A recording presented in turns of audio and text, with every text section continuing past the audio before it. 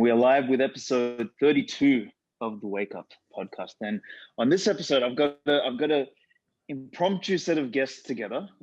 This is a themeless episode, and I'm sure we'll find the theme as we have our discussion here. But I've got Zuby, rapper, author, creative entrepreneur, and I'm sure the list goes on one end, and I've got Stephen, Bitcoiner and angel investor on the other end.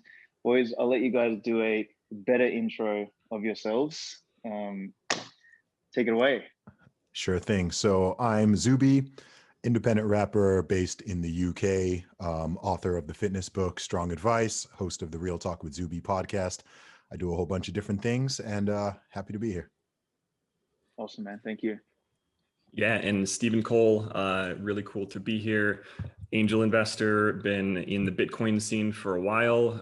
So most of my background is in web tech, worked in Silicon Valley for a little bit. And the last couple of years, the big focus has been on supporting Bitcoin through organizing meetups, investing in startups in the space, and working with entrepreneurs. Cool. Awesome, man. Awesome. I think we're all around the same age, right? I'm just curious because I know Steve, you and I we've 34 spoken about that. Yeah. Okay. Cool. This year or last year? 34 as well. There we go. I'll be 35 this year. You old bastard. What about you, Zuby? Are you 35 this year or 34? I'll be 35 this year.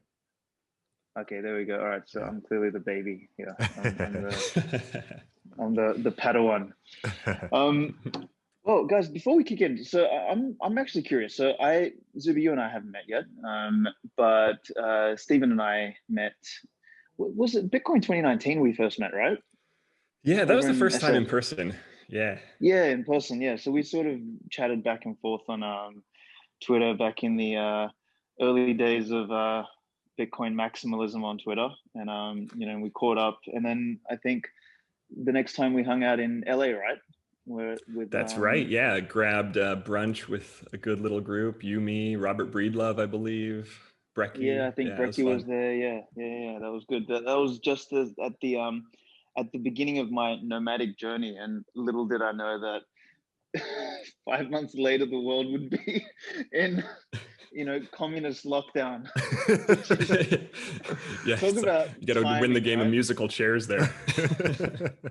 Man, all my friends were laughing at me because it's like I've always talked about, I'm going to go do some travel and work and all that sort of stuff. And I mean, particularly with Amber, my intent is to expand it overseas. So my goal in the beginning of 2020 was, all right, I'm going to spend some time in Europe this year and lay down the foundations for us to roll out. And then lo and behold, I got stuck in Berlin, actually, and it was really funny because I was seeing this Tinder chick, and I was supposed to only be in Berlin for 1 week, right? And I had my flight out, and I was actually going to go back to Bali because I just wasn't sure, how crazy things were going to get, and I didn't really like the weather in Berlin, and then my flight got cancelled, and then after the flight got cancelled, the Airbnb lady didn't want to extend my my thing. So this chick was like, "Oh, just stay at my place for a couple of days."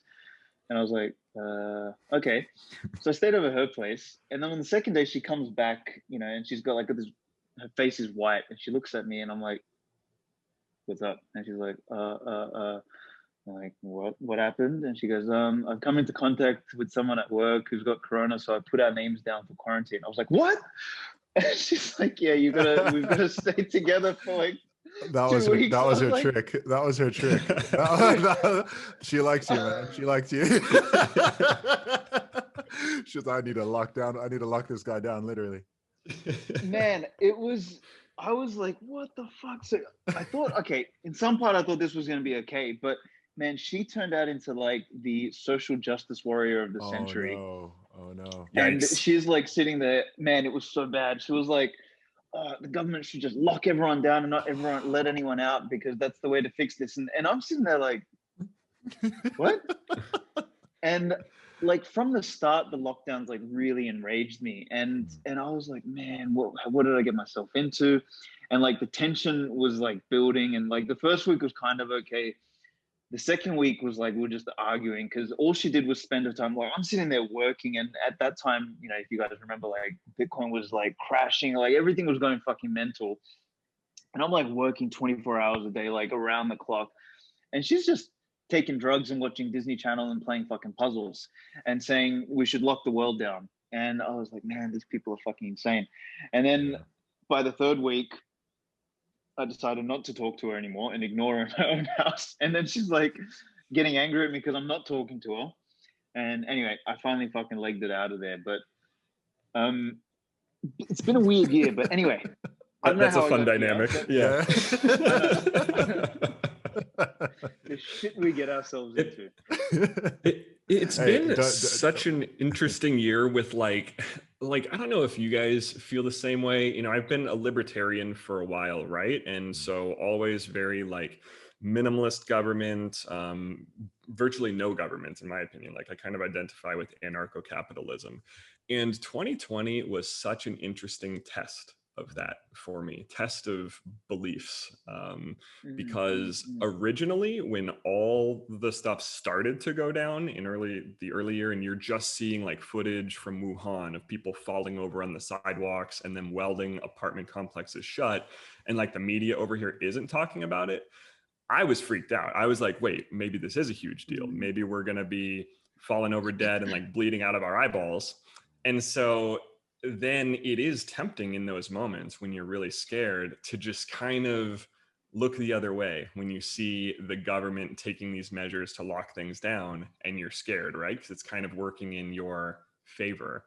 And I found myself almost guilty of that a little bit. Like it's a good test of my libertarianism, because there was a brief period where I was kind of like, maybe, you know, everybody staying inside would be the best for this. And, you know, a number of weeks later, I did a 180 on that, and like very anti-lockdown, very pro-freedom, especially when it became clear that it wasn't really as big of a deal as I thought it was initially. But hell of a test of faith. That's a power of propaganda, man, because we know those. I don't think I ever actually saw those videos. I did hear about them, but I never saw them myself. So, but yeah, man, the propaganda is heavy. I mean, out here in the UK, the propaganda is wild. Like it's wild. I posted some of it to Twitter just yesterday. Like they've got all these posters out. They've got ads on the radio. Like the marketing department of coronavirus is nuts. Like their marketing, the marketing. I've never seen a virus with such a good PR team and so many fans. It's wild. Like people, this is the first virus where people literally want it to be worse than it is. Right? People want to be terrified. People want to be scared. They want to inflate the numbers as much as possible. Right? If I go get hit by a car, but right now it'll count as a COVID death in the UK because I tested positive 3 weeks ago. Right? So I'm still within the time frame that if I die of anything now, I'll be added to the COVID deaths. The whole thing is so nutty. It's wild. People are going crazy. And they're just tightening the restrictions like every day, every week. And people in the UK are just so demoralized and so unskeptical of the government that people are just going along with it, right? People want the restrictions to be even tougher. It's like people are like, hey, I've got too many freedoms. Please take them. Daddy government, take my freedoms. I don't want any more. It's wild. People here want vaccine passports. And I'm just like, you know what, guys? Like I was going to leave the country anyway, but like you guys have accelerated to the stage where I'm just like, you know what? Like I can't deal with this. I don't have my whole plan, but I need to get this album finished, and I need to work out what the next move is because I can't deal with this. I can't deal with this. In the UK, people don't even know what the word libertarian means for the most part. So, you know, I feel like I'm kind of out here on my own. Crazy times, man. What's Zuby? Just random question. What are you doing there for training, man? Like physically? Physically? As far as I understand, everything's closed, right? Like all the gyms and everything closed. Yeah. Well, my gym was the last gym in the entire country to close down. They finally got them. They finally got them in January. Insane. And and that was like a beacon of hope where, you know, that light suddenly went out one day. But I mean, I've got a pull-up bar, so I do pull up, push-up variations and stuff like that. You know, I mean, realistically, I've been going to the gym for 17 years, so I'm not going to suddenly lose all my gains in a month or two. Like, you know, I think most people who would see me would still be like, okay, this guy's jacked. You know, I can see like, okay, a little bit of difference from not being able to do everything, but you know, I'm still staying in decent shape. I mean, I like I mentioned slightly earlier, I mean, I got COVID. I had COVID in I got it in January. And you know, I mean, it took me out for 4 days, and then another 4 or 5 days I had mild to moderate symptoms. So I'm speaking, I've had it. I've experienced the Rona. I don't recommend it, but also if you are young and, you know, decently healthy, like, you know, it's not gonna kill you, right? It's not a death sentence. It's, you know, it's like a bad flu with some stomach issues. Yeah. But yeah, you know, like I've been, I mean, if anyone follows me on Twitter, they've probably seen that I've been very vocally, I'm probably one of the loudest I might be one of the loudest anti-lockdown voices in this country now, which is pretty nuts. Like I've been consistently for, I don't know, 8 or 9 months been like just popping holes in this narrative and trying to calm people down and get people to understand, like, yo, this is not exactly what's being sold to us. You know, we were sold this whole thing. We're here more than a year later. We were sold. Yeah, we were sold 2 weeks of flat in the We curve. were sold 2 weeks, 2 to 3 weeks, slow the spread, protect the NHS, right? That was the sell, right? You know, 2-3 weeks, we're all like, you know, I was against any type of mandate from the beginning, but, you know, I don't think all behaviors don't need to be mandated by the government, right? If you tell me and you show me, okay, look, we need to get in the PPE. We don't have enough PPE. The NHS hospitals might be overwhelmed. We don't have a lot of information about this virus. We don't really know who it's killing. We don't, all of that. I was like, okay, fair enough. You know, if I can do my bit by staying at home for the most part for 2 weeks, sure. Like, no problem, right? Like I'll deal with it. Like, cool. But now, I mean, we're on indefinite lockdown now. Like we don't even know. They haven't even given a date saying, okay, you're on lockdown until March the 1st or until February 18th. Like this is just rolling. Like we're just now sitting here on this island. You can't come, you can't go. We're just sitting here on Alcatraz Island, like waiting for our benevolent dictators to tell us when we can return to life. And it's pretty nutty. You know, I'm not going to admit to any illegal activity on a podcast, but you know, most people are. One of the best and worst things about the UK is we live in a nation of rule followers, which oftentimes is quite a good thing. But at times like this, I'm kind of like, oh my gosh, people need to be more skeptical and more defiant and getting more angry, but they're just giving people hush money, right? So they, you know, lots of people are quite liking it. The incentive structure is all messed up. So a lot of people, I think, are actually quite enjoying these lockdowns because they didn't like their life to begin with. So they're happy they can just get paid to watch Netflix and faff around on social media. But for someone like myself or yourselves who travel and do entrepreneurial stuff and want to do this and want to do that, you know, I had to cancel. I was supposed to go to the States 3 times last year. I had to cancel every single trip. You know, to this day, I still don't know when I can get over there. So yeah, it's been pretty wild out here. It makes it so hard to plan and to think about the future, right? Mm-hmm. Like we all now have these sort of long-term blinders on, so we can only see a few steps ahead of us, and you know, Destroyed you know what you're time doing next preference. week. Yeah, It's completely absolutely. destroyed time preference. Yeah, and like sort of, I think if you guys are familiar with Hopper's work, but you know, I love how he frames time preference as the basis for all civilizational progress. Is, you know, when you can lower time preference and you can you know, what's the word, you can increase the value you place on the future by being able to plan ahead. You can actually do long-term thinking, and we can sort of drive civilization forward. And then when you increase time preference, you completely fucking destroy any future capacity, and you know, you destroy all of your capital and your resources today because you don't give a fuck about tomorrow. And for anyone who's not familiar with time preference, like an easy way to think about it is the marshmallow test, which is, you know, do you eat the marshmallow now and have nothing later, or, you know, or do you save some for later? And that sort of is really dangerous today, because we are chewing up all of the capital that we've built as individual societies and as individuals over the last how many decades and centuries, and we're burning through all of that right now, and we don't know where the end point is. And I think to Zuby's point earlier about the 2 weeks, which is now turned into a year and a bit, is you know, I think this is people sort of who come out and say, oh yeah, but it's just this. Oh yeah, but it's just this.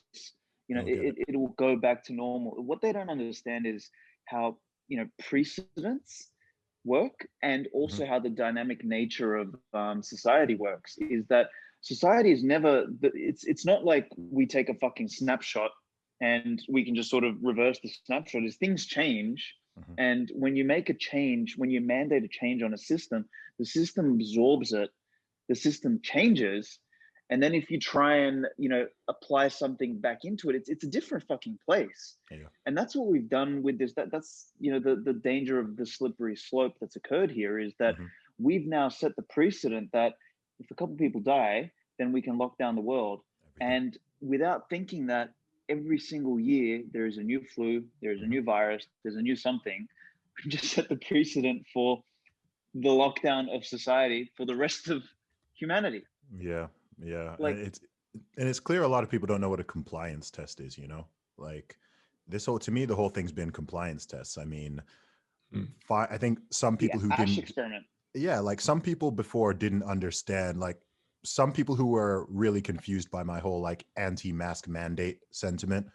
Some of them, not everyone, some of them have started to come around with it, right? Because now in the UK, like I said, they're talking about, essentially making vaccinations mandatory, right? And, having like travel passports, freedom. And I called this months and months and months ago and was called all sorts of names. Apparently I wanted people to die. I'm a conspiracy theorist. I'm crazy. I'm this. And I'm like, guys, I understand a compliance test. If they can get you to comply with staying at home, they can get you to comply with wearing a mask. If they can get you to comply with wearing a mask, they can get you to comply with the next step, right? If straight out the gate, if on day one, they're like, okay, we're having mandatory vaccinations and vaccine passports, people will be like, hell no, right? But if people have already acclimatized over the course of a year to, okay, well, I followed that rule, okay, if this next one is going to get me my freedom back, go ahead, stick that needle in me. And look, if someone wants to take a vaccine, like that's fine, but it should be a choice. The notion that the government is going to force you to inject a brand new type of vaccine into you when you are in a demographic that has a 99.99% survival rate, if you even contract the disease, like that is nutty, especially when we don't even know the source. People don't even talk about this origin of the virus anymore, right? Like there's just so many, there's so many questions, there are so many shady things, whatever. And I just see it, and I've been seeing it. And then people like gaslight me into trying to think that I'm a crazy one just because I'm asking questions and I'm thinking critically and I value freedom, right? This whole time, my whole point has just been, hey, leave me alone, leave us alone. Let people make their decisions. People have different situations, different risk factors. If you're 90 years old, maybe you should behave differently to if you're 19, right? Yep. Like if you've got elderly relatives who you live, maybe you need to behave differently to someone who's 25 years old and lives by themselves, right? So different areas are different. London got hit harder because it's got a high concentration of people than some. There are places in the UK where like nobody lives, right? No one's there, like they don't even have COVID, right? Like basically, but you're treating them the same way as you're treating everything. And I'm just like, this whole one size fits all model, regardless of age, regardless of living situation, regardless of everything. I'm like, this does not make sense. We've known for about 10 months that who this kills, right? If you are over the average age of death in the UK, I believe first of all, it's deaths with COVID, not deaths from COVID. The average age of death is 82. Okay. The average life expectancy in the UK is 82. Okay. So when people are there talking about, oh, there's 100,000 deaths, it's like, yes, but half of those people dying are over the age of 82, right? and that's dying with COVID. So some of them are dying of cancer, some of them are dying of all sort of old age related illnesses, but people are just looking at this one number, 100,000. And in USA, they're looking at what, 450,000, whatever it is.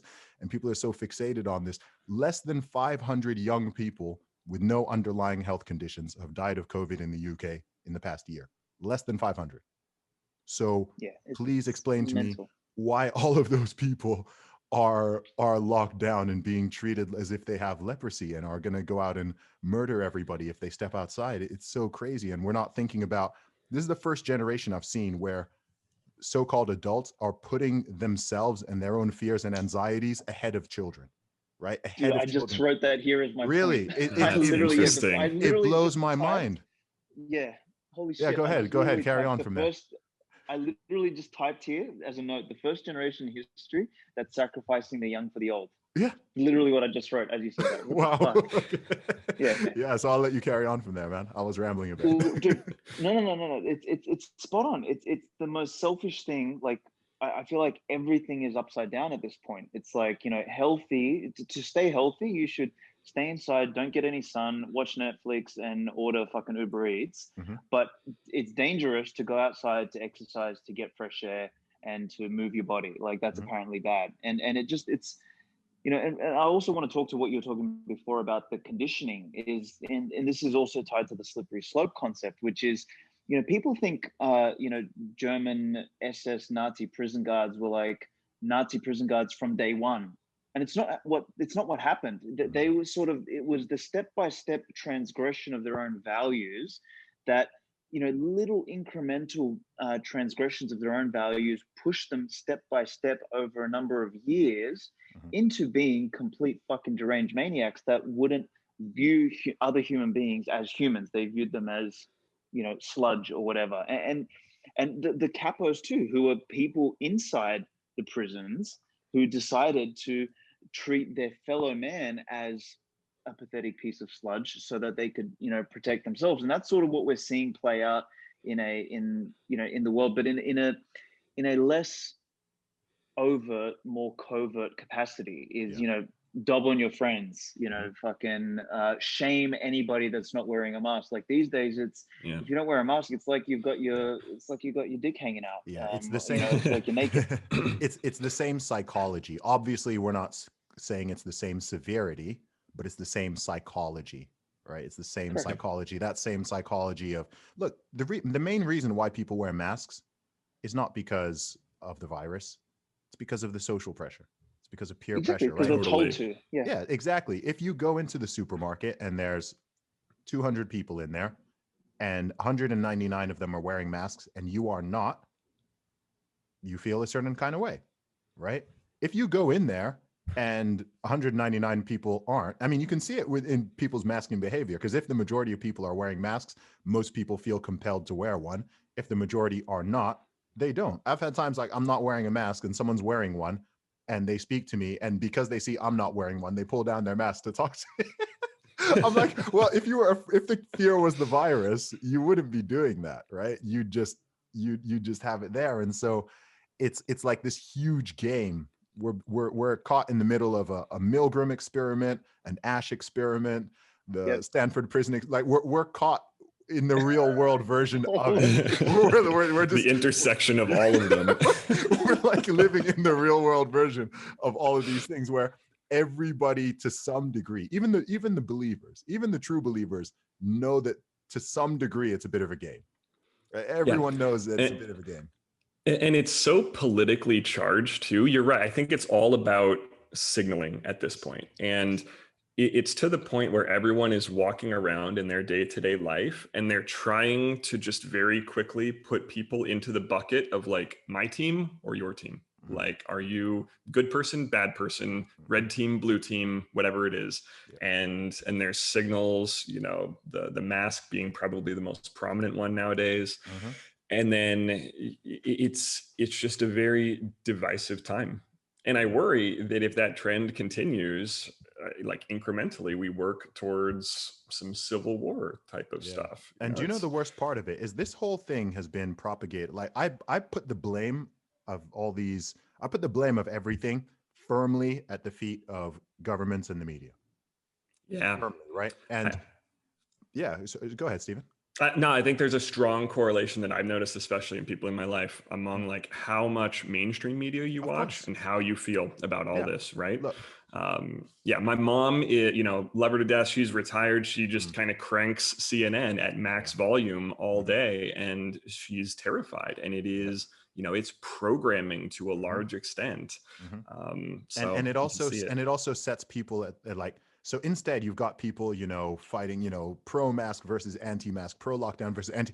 Whereas actually, everyone. This goes for a lot of things, right? People, the media always tries to divide people. Sometimes they do it with race, gender. They do it with all these things, right, to keep people at each other's throats. Whereas actually, like, y'all should be the target. Like, if they, I think they know that actually, if for a moment, I mean, look at what happened with the whole, look at what happened with the whole GameStop thing, right? Look at what happens when momentarily people, regardless of whether they're left or right or white or black or whatever, they actually come together and they're like, actually, we're going to target, we're going to target like the right target here. And you see how like, boom, like they're like, no, we cannot have that. So with all of this thing, like we've all been gaslit, we've all been everybody's being propagandized, people are suffering, hundreds of millions of people put out of work, millions of people losing their businesses, people's mental health being crushed, people committing suicide, people's physical health being crushed, all in the name of health. And it's just nutty. And it's like, if people were angry at the right target, it would end tomorrow. Like if the British people, 65 million people in the UK, if half of them in the UK got angry enough at the right target, we could end this lockdown tomorrow.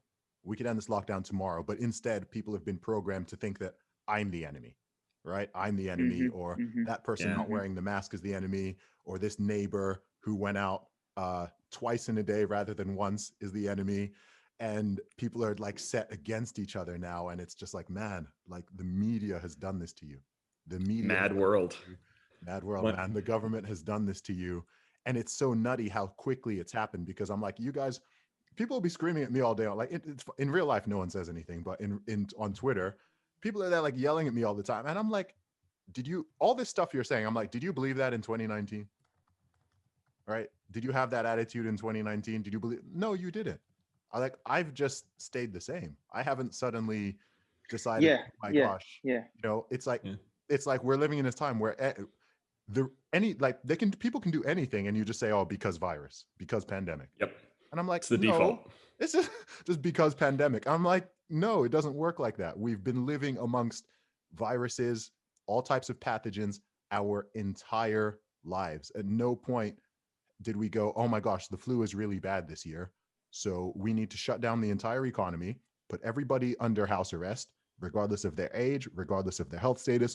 We need national level mask mandates. We need this. We need that was not even considered. It was not even considered. And it's so wild that people have suddenly just switched so quickly.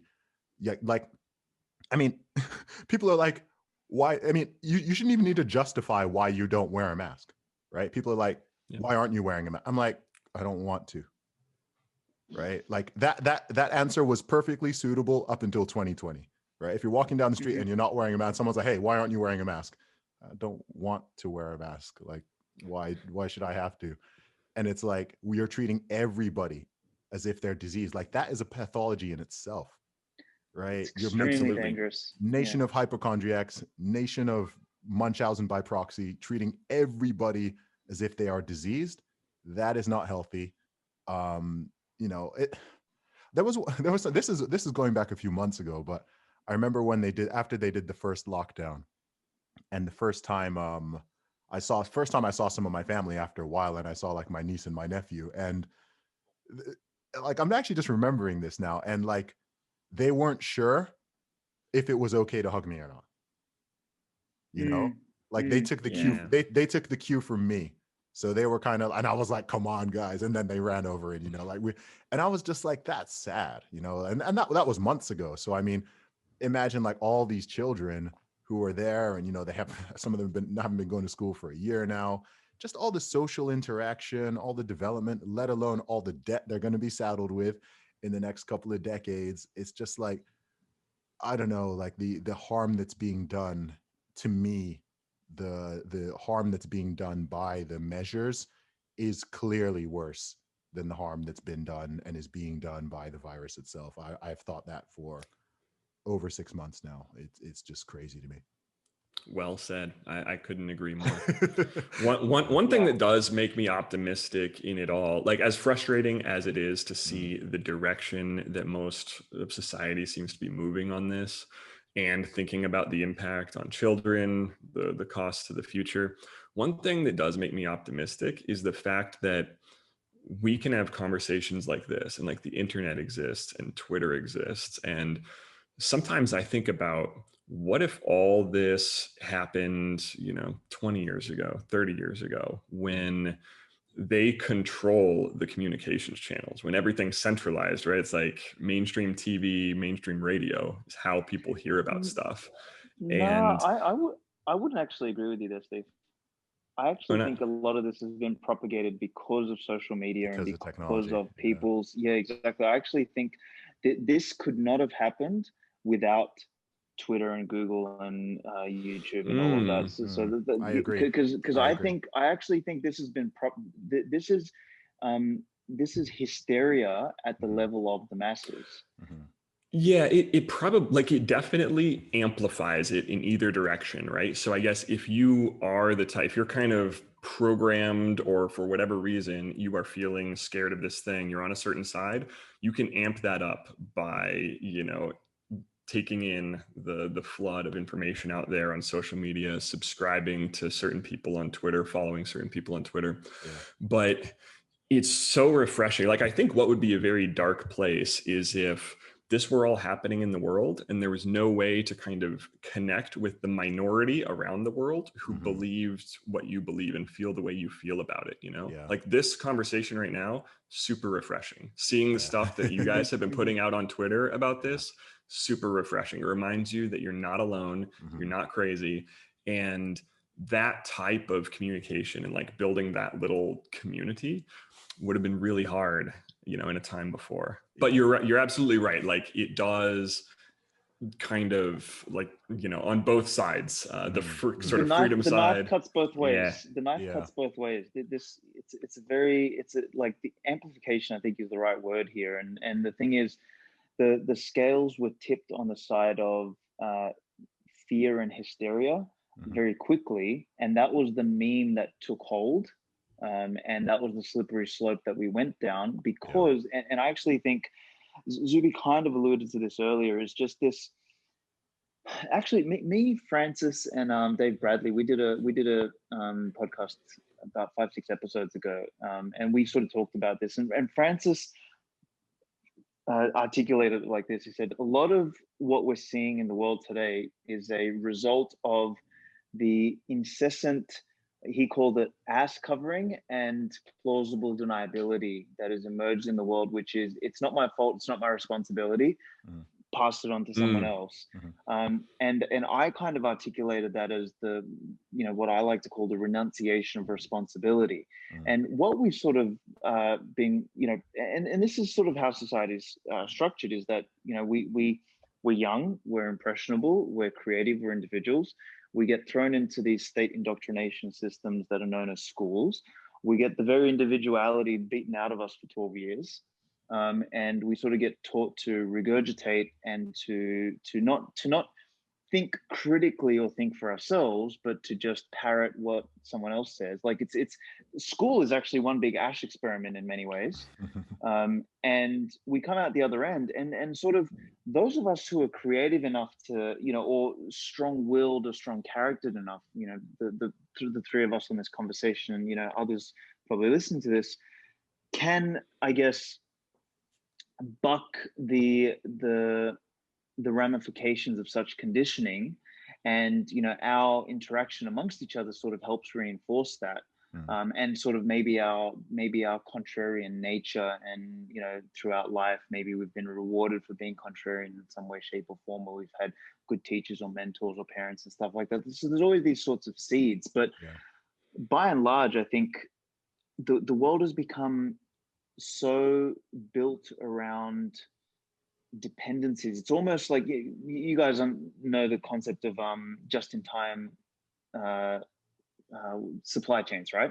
So everything works just in time. So everything is really stretched and it works really efficiently, but it's extremely fucking fragile.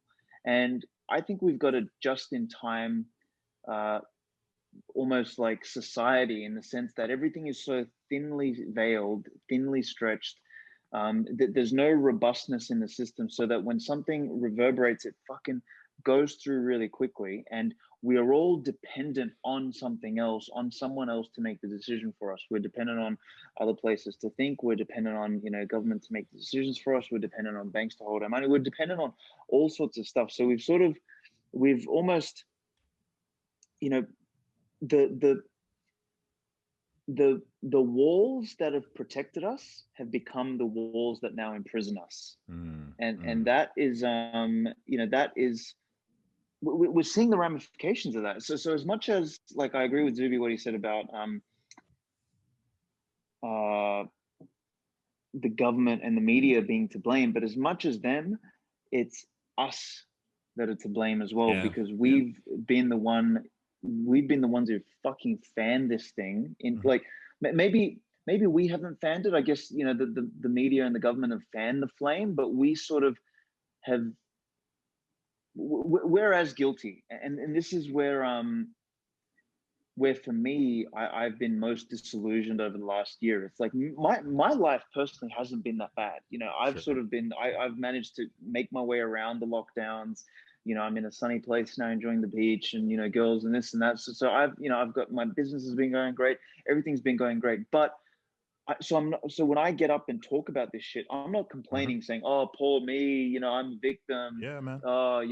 It's been fucking great for me. It's selfless. I think all three of us, I imagine, are in a position where actually we are better off than most people, and we are all internet people, and we can continue to earn a living, and we're all healthy, and we're all young, and we're all, comfortable and whatever. So that's also part of the reason I find it sort of funny when people will try to frame me or Stephen or you, Alex, as oh, you're the selfish one. And it's like, no, we're like, I'm all right. Like I could be there on Twitter on my high horse all day, virtue signaling about how people should wear 2 masks or 3 masks, and put a mask on in my profile picture, and be telling people that if they're going outside, they're killing grandma, whatever, because I'm good. I'm like, hey, I'm making money, I'm selling ebooks, I'm doing podcasts, I'm doing my music, like I'm good. Meanwhile, there's someone else there who's lost their business and is struggling to feed their family, and I'm there calling him a grandma. Like the whole thing is really horrible, like the way people are behaving as well. And one thing I've really noticed through this whole thing, and I think this has been a problem running for longer in modern Western society, there's a lot of them, but there's a lot of false dichotomies, right? There's a lot of weird binary thinking going on. So if you don't support the lockdowns or you don't support a mask mandate, that must mean that your approach is just let it rip. Right? Just let it rip. Just like these are the only 2 options. Just like we've seen this with other things socio-politically, right? If you're not 100% on board with this thing, if you're not 100% on board with BLM, it's because you hate Black people and you're a white supremacist. If you're not 100% this thing, oh, you must be 100% that thing, right? You're a Nazi or you're a commie, and there's nothing in them. And I'm just like, what is this thinking? Like, why are people thinking like that? And then on a sort of slightly deeper level, I have been thinking a lot about, this response to the virus. And I think also people have, I think a lot of problems in the modern Western world, I've been saying this for a long time, over the last sort of 3 to 4 decades, I think a lot of the problems stem actually from comfort, right? Comfort and excess, right? So if you go to the developing countries, people struggle from discomfort and lack, right? If you come to the Western world, right? I met someone when I was last in Nigeria. I was talking to someone who wanted to go to the USA, and he was like really, really keen on it. And I asked him why. And do you know what he said? He said, even the poor people are fat. Yeah. Dude, I was just about to say, obesity is the fucking thing, right? If there's ever a poster child for what you're saying, it's obesity. Exactly, right? So more people are dying because they're eating too much food than too little, right? So that's a great explanation. Or if you look at all this weird, so even you were talking before about like, social justice stuff, whatever, right? If you go back in the past, there were real social justice fights, like genuine, okay, these people do not have fair equality under the law. You've got slavery going on, you've got segregation, you've got this and that. Now people are literally making up oppression. They're inventing it. You've got women who live in Los Angeles who have 6-figure jobs and they're, in management positions, and they're talking about the patriarchy and being oppressed by men and what. I'm just like, what are you talking about? Go to Saudi Arabia, go to Iran, like, or you've got, it's really bizarre. And I think that coming back to what we're talking about regarding this whole response over the past year is, I just think people have just become weak. People have just become like really, really sissified, right? And people have also forgotten that we are mortal. Death is a thing, right? One of the most fascinating things to me over the past year is people are acting like prior to this year nobody died, right? Yeah. Right. And I'm like, look, I don't want anybody to die, right? I don't want people to, but human beings do die. And also viruses are viruses. Like a virus is going to do what a virus is going to do. Sure, you can do things to mitigate it, but you can't 100% just stop a virus. Like a virus is going to run through some of the population. That's just what is going to happen. And it's like, nobody wants to say that or accept it. It's like really non-politically correct to even say that, right? A politician can't come out there and be like, look, we're going to do everything we can, but this is a virus and some people are going to get sick and some people are sadly going to die, right? Like that would be that would be suicide for a politician to say, but that's the problem, right? There's telling the truth.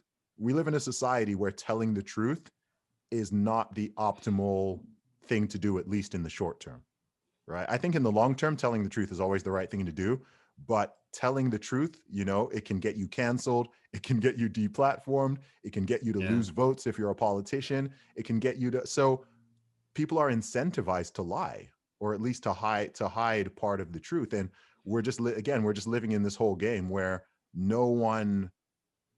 very few people are just telling the truth and just being like, look, this is the situation. Even with the data, right? They're hiding certain data, right? They're hiding this data. They'll tell you this one, we'll give you this number, but if you want to find that number, you got to go online and you got to really, really dig for it. And all the data they're giving you, all the thing, it's everything to fit the narrative. And it's also everything to keep you scared and to keep you compliant, right? So we'll talk about— But Zuby, it's science. This is science. Okay. Clearly anti-science. Science, man, the new religion. It's so strange. It's so weird. It's just dogma. I do think it's spot on too about the problem of weakness and comfort, and problems of abundance, right? And something I think a lot about that I think is so true is like those cycles of society in which, hard times create strong men create easy times create weak men create hard times. And I worry that we're in this place where, at least at the macro level, it's been easy times, and that's weakened a lot of people. We're square in the third innings, man. We are square in the third innings. We are right in the middle of that shit. Like, I wrote a note here. I just called it "The renunciation of responsibility leads to the oppression Olympics."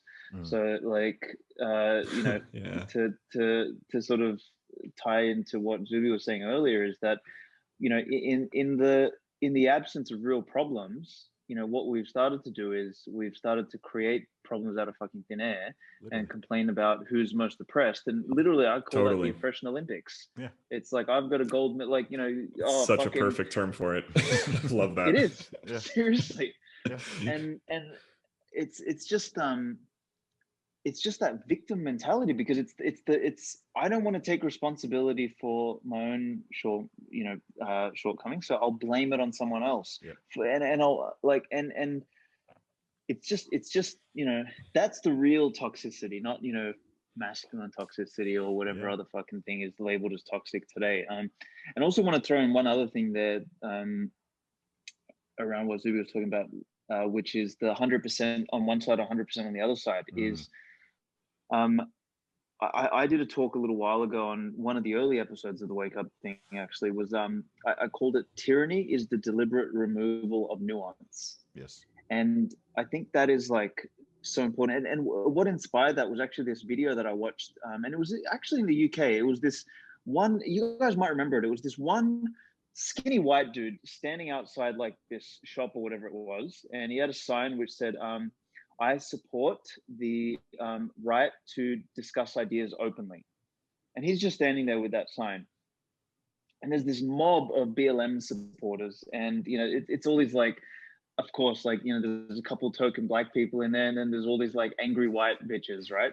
And they're sitting there going, fucking Nazis, we don't support Nazis, you know, shut the Nazis down. And I'm like, what the fuck am I watching here? Like, I was like, so, and this is where sort of group identity politics come in. I mean, you know, Jordan Peterson was, you know, warning of this fucking 5-6 years ago, saying this is where we get to with identity politics, which is the group that wins the gold medal in oppression Olympics now has the right to frame any other individual as evil or tyrannical or, you know, terrorist or fascist or whatever they want to, not based on any merit of the individual, but just based on the group that someone projects they are a part of. And it's like, so you get that on one side, and then the group that, you know, has apparently won the oppression Olympics, they can behave like fascist Nazis to someone else by calling them a Nazi. It's like when I was watching that, I was like, holy fucking shit, is this like, am I in a simulation? Like, I had to like slap myself to like wonder what kind of a world we're living in. But what that was is a complete removal of nuance. You're white, you're standing there, fuck you, you're a Nazi. And you know, that right there is the definition of tyranny. So I think it's it all just seems to lead back to that, you know, the renunciation of the responsibility of the individual. It's like, I don't judge you by who you are.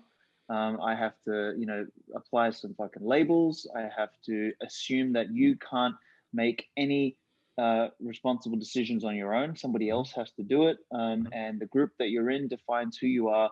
And that's it's such a fucking abhorrent game. It's like, it's so anti the roots of what basically built civilization, that I don't know at what point this breaks, because it's so abhorrent to reality. I'll tell you where it breaks, because I'm constantly trying to push people to break it. It breaks with collective courage, you know, because the thing is, with a lot of the stuff we're talking about, like some of that, a lot of those ideas, Alex, they're deeply unpopular, right? The majority of people do not. Right? Like, people are like, oh my gosh, we've got all these racial. I'm like, the majority of black people, white people, brown people, Arab people get on perfectly fine. Right? If in the UK, in the USA, maybe not everywhere in the world, but in most, like certainly in the West, go to any city, go to London, go to New York, go to LA, like, tell me, oh, are people just like having race wars in the street? No. Are men putting the boot down on women? No. Are people going out gay bashing? No.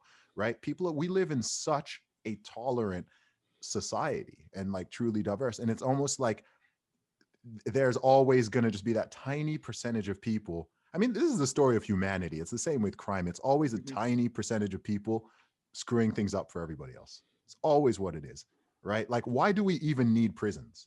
The only reason we need prisons is because like 1 to 2% of the population can't just chill the hell can't just, right? Like, most of us are never going to murder anybody. We're never going to rape anybody. We're never going to burgle a house, rob anybody, whatever.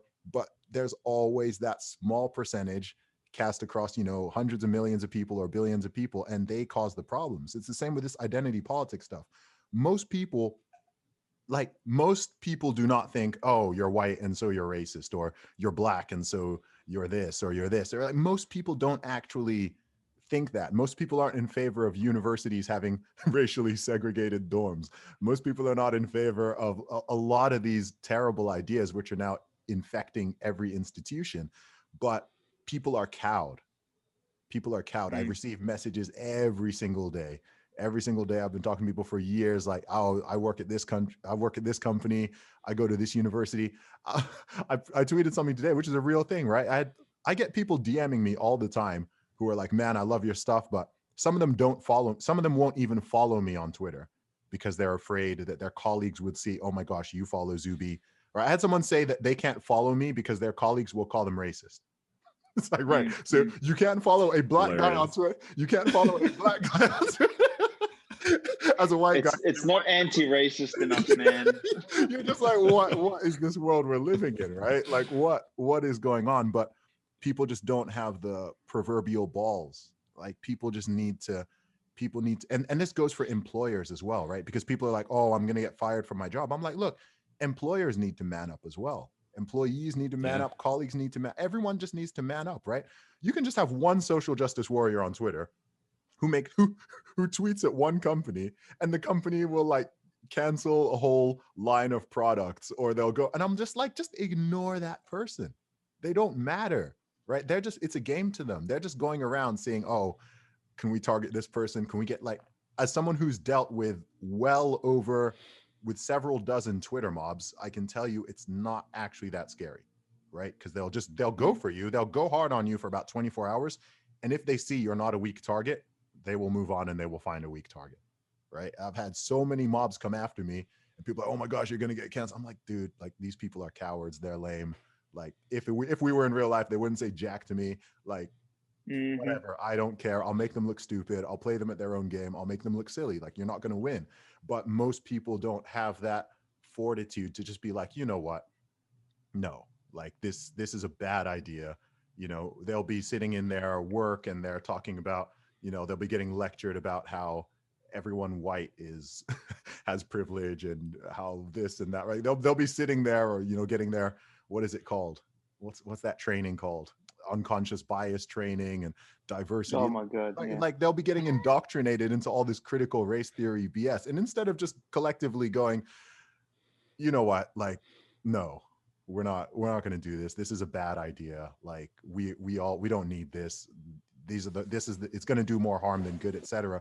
Instead of just doing that, people just play along and play along and play along. And as we know, the longer you play along, the more it tightens in, it closes in on you.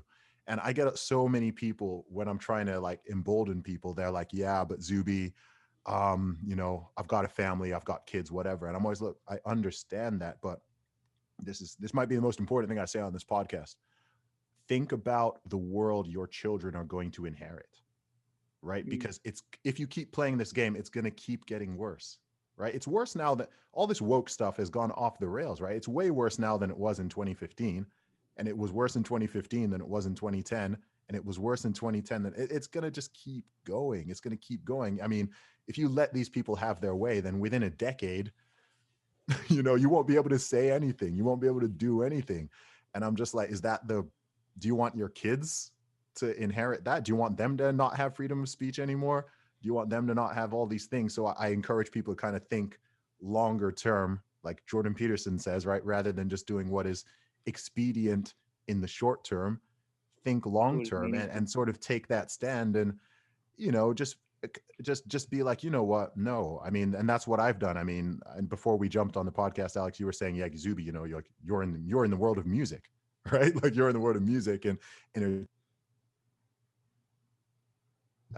we all know that people don't like to speak out about certain things, but I'm just like, you know, I just reached a point where I was like, you know what, you know, I've got certain principles and values and I'm going to just tell the truth. I'm going to be honest. I'm going to be me, whatever. And in the long term, it tends to pay off. You know, it tends to pay off. Look at Jordan Peterson. He took a stand on that Bill C-16 thing, which was, you know, infringing on free speech under the right of, you know, protecting trans people, which it wasn't. And he took a stand on that. Short term, he felt a little bit of pain, right? He thought, man, I'm going to lose my job at the university in Toronto. Now he's the best known public intellectual perhaps in the entire world, and he's made millions and millions of dollars. But that was the catalyst. I put up a silly tweet of me identifying as a woman and doing a deadlift, and millions of people discovered me. You know, so people are looking for truth tellers. People are looking for people who are whether you're a podcaster or a YouTuber or an author, whatever, just people who are willing to be like, just stand up to the mob and be like, no, actually, like, or at least offer an alternative perspective and have the discussion. Because look, if you have good ideas on your side, you'll never be afraid of a discussion. People who are afraid of discussions and who want to cancel people and it's because they're not confident with their own ideas, right? If you're confident with your ideas, you should be open to discussion, open to debate. Any position I have, if someone's like, hey, Stephen, you're a libertarian, right? Can you defend your position, right? I'm sure you'd be happy to have that conversation, right? Whether or not you perfectly agree, it's fine, right?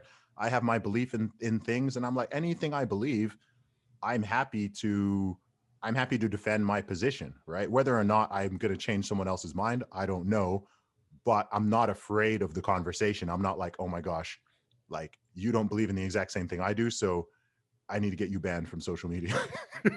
Yeah. And then I need to cut off your bank account. And then I need to like, it's so insane. In the name of social justice, I will ensure you stop. Yeah. In the name of tolerance and kindness. Yeah. Isn't that a wild juxtaposition? like some of the images that we see floating around now of, in the UK, the police mounted on horses with the nightsticks, like striking people. And it's like for your own protection. For your safety. It's we live in topsy-turvy world, man. We have done for a while. It's really strange. Yeah, but that's a great point. I think authenticity is in short supply nowadays. Yeah, I think there's another saying that comes to mind for me, which I put in a recent article, which is disobedience is a virtue in the face of tyranny. And I think that sort of really rings true for me, particularly in what you were saying just then, Zuby, which is this ability for the individual to stand up. I mean, earlier on when I said, at what point does this break? You said sort of like a collective push, and I think collective is.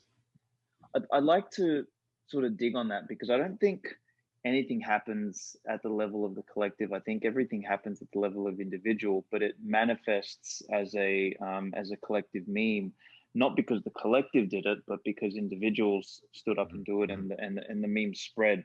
Yeah. So I think movements are all emergent; they're ground up, and I think this is where the courage of the individual. So and Peterson also talks about this, is like it's what the West realized early on was that it's it's one person that can change the world, and that one person is actually you. And for me, like even saying that sort of brings some chills down my spine, is that it's if I was to quote Alexander Solzhenitsyn, it's like the simplest act of courage is to not participate in a lie.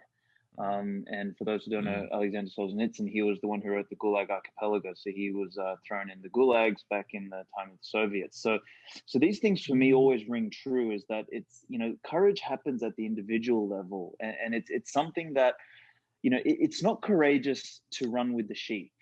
It takes courage to run in the opposite direction when you know that what you're doing is right. It takes courage to stand up and speak up when you see blind obedience, not obedience that is like, oh yeah, let's obey gravity. That's perfectly rational to obey gravity. But it's not rational to obey rulers. And this is sort of libertarian in nature, is like, the nuance between rulers and rules. It's like rules are something that apply to everyone, everywhere, all the time, so that's sort of like what I like to think of as natural law or natural order or natural rules. Whereas rulers, they sort of mandate rules or ideas or laws that are, applicable to some people some of the time, whenever they want. And by their choosing, and they're the kind of things that we need to actively disobey at the individual level, and that's why, I think for me, what you were saying earlier is, about this idea of courageous individuals is, disobedience genuinely is a virtue, because in order to disobey, you have to have some level of courage, some level of autonomy, and some level of critical thinking capacity to say that, hey, I'm not going to just do this because you said so. I'm going to do it because I think it makes sense, or I have investigated it, and you know, and I understand it. And again, that is lacking today because we lack autonomy, we lack responsibility, and we're sort of herded. Yeah, well, I mean, we know for anyone who's, you know, studied history even on a basic level knows that, number one, rules and laws are not always moral, are not always morally correct, right? The Holocaust was like legal in Germany. Slavery was legal, right? Slavery of Black people in the USA was legal for a very long time, right? So just because something is written in the law or it's a rule, it doesn't, morality doesn't equal legality.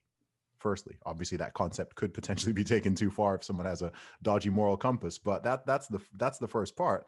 And then of course, you know, human beings are just flawed, right? That's something Solzhenitsyn certainly talks about a lot. And so, and also like rulers are not any, firstly, we're not meant to have rulers, we're meant to have elected officials. And you know, oftentimes they're not any smarter or more informed, let alone more benevolent or ethical or moral than we are, right? They're just far from it. In fact, quite the opposite. I'd say the average person on the street is more trustworthy than the average politician because they're not incentivized to lie to you or to deceive you because they don't want anything from you, right? It's in the interest of a politician to, you know, use spin and tell lies and all that because they want something from you, right? They want your votes and they want power, they want authority, all of that. So yeah, I don't know, man. Stephen, jump in. You look like you want to say something. Yeah. I think a lot of the lack of critical thinking that we've got and that personal responsibility that we've got, I wonder if it stems from the educational system. You know, I think a lot of the mainstream education system that we know today is antiquated, and you know, that structure was kind of defined hundreds of years ago, right? Like industrial revolution, we wanted to optimize for this new production, you know, style in society where you have like layers of management, and at the bottom you just need a lot of people who can kind of show up and do as they've been instructed, like rote memorization, kind of optimize for those things. It's not very much geared toward independent thinking, question authority, think entrepreneurially, you know, innovate. It's very follow instructions oriented. And so that I wonder if a lot of the problems stem from that. And I hope to see us move towards more of a system of homeschooling, of no longer this one size fits all approach, right? Micro schools, catering, personalized education that caters very much to kind of the nuance of the circumstance of the child, the trajectory through life that they see themselves taking. So, you know, I think that if we go that direction, I just hope to see, especially the mainstream university system too, get challenged on a lot of that. I hope to see tech and innovators build things, build alternatives that people can use, and finally introduce some accountability in that system where there really has been none. When you go to university and you get a degree, or even, you know, the graduation, so to speak, from earlier years, there's just no accountability. There's no like, your university doesn't get some, you know, dinged financially if you don't do well, if what they taught you isn't applied in some way that really makes you money, makes you success in whatever success is. So the incentive structure just isn't quite what it should be. And I think finally these other models are starting to emerge that are better aligned, and I'm hopeful that'll improve things. I want to chime in there. I'm actually writing a series of pieces called "What has the government done to our?" and it's going to be what has the government done to our education? What has the government done to our environment? What has the government done? Like, it's sort of inspired by Rothbard's "What has the government done to our money?" Which the reason I haven't started is I want to finish that book first, and then sort of elaborate on these other topics. But in particular, like I've got a draft ready for what has the government done to our education? And what I actually start with, there you go, fucking fantastic. Great book. So I haven't even started yet. Bloody hell! There's so much good reading out there. It's like I don't know if I don't have enough time. But I open that piece that I'm writing with a framework to sort of delineate and accurately describe the difference between education and schooling, and what I like to kind of frame, and I sort of, I think I got this from Hopper or Rothbard, is just sort of, when describing anything the government does, I describe it in the most accurate but worst light possible, just to sort of reinforce to people how stupid it is. So I don't call schools anymore. I don't call them schools. I call them state indoctrination systems, because they are not about education. Like, education is the last thing on the list for them. So education is something that we naturally experience as human beings from the point that we're born throughout all of our lives. We are learning machines. That's what we do as human beings. You know, we learn from our friends, from our family, from our environment, from our books, from what we watch, what we see, what we eat, what we do. All of that is learning. So education is a constant process, and we can augment education by having good teachers, good mentors, you know, good coaches, you know, good peers and all that sort of stuff. And we can get better at certain things. Now, schooling is sort of structured education, and that can be good. And that was probably part of, you know, a lot of the early ideas around schooling is, you know, can we structure education in a way that we make it more efficient, more functional, so more people have access to it. But what schooling has, and a lot of people conflate schooling with education, and they're not the same thing. So I think that's sort of first really important. And then what's happened though is, particularly over the last 50, 60 years, is that schooling has evolved into just indoctrination as opposed to schooling. So now, like, you know, we see the rise of things like, you know, math and science and shit like that don't matter. Like, you know, what matters is, you know, getting a fucking toilet paper degree of, you know, studies of, you know, white privilege or whatever. It's like, what the fuck is this shit? Queer you know, glaciology. or yeah, like exactly. Through a feminist lens. Yeah, yeah, it's extremely important, Zuby. Thank you. I'm quitting my business and I'm gonna go study something real, man.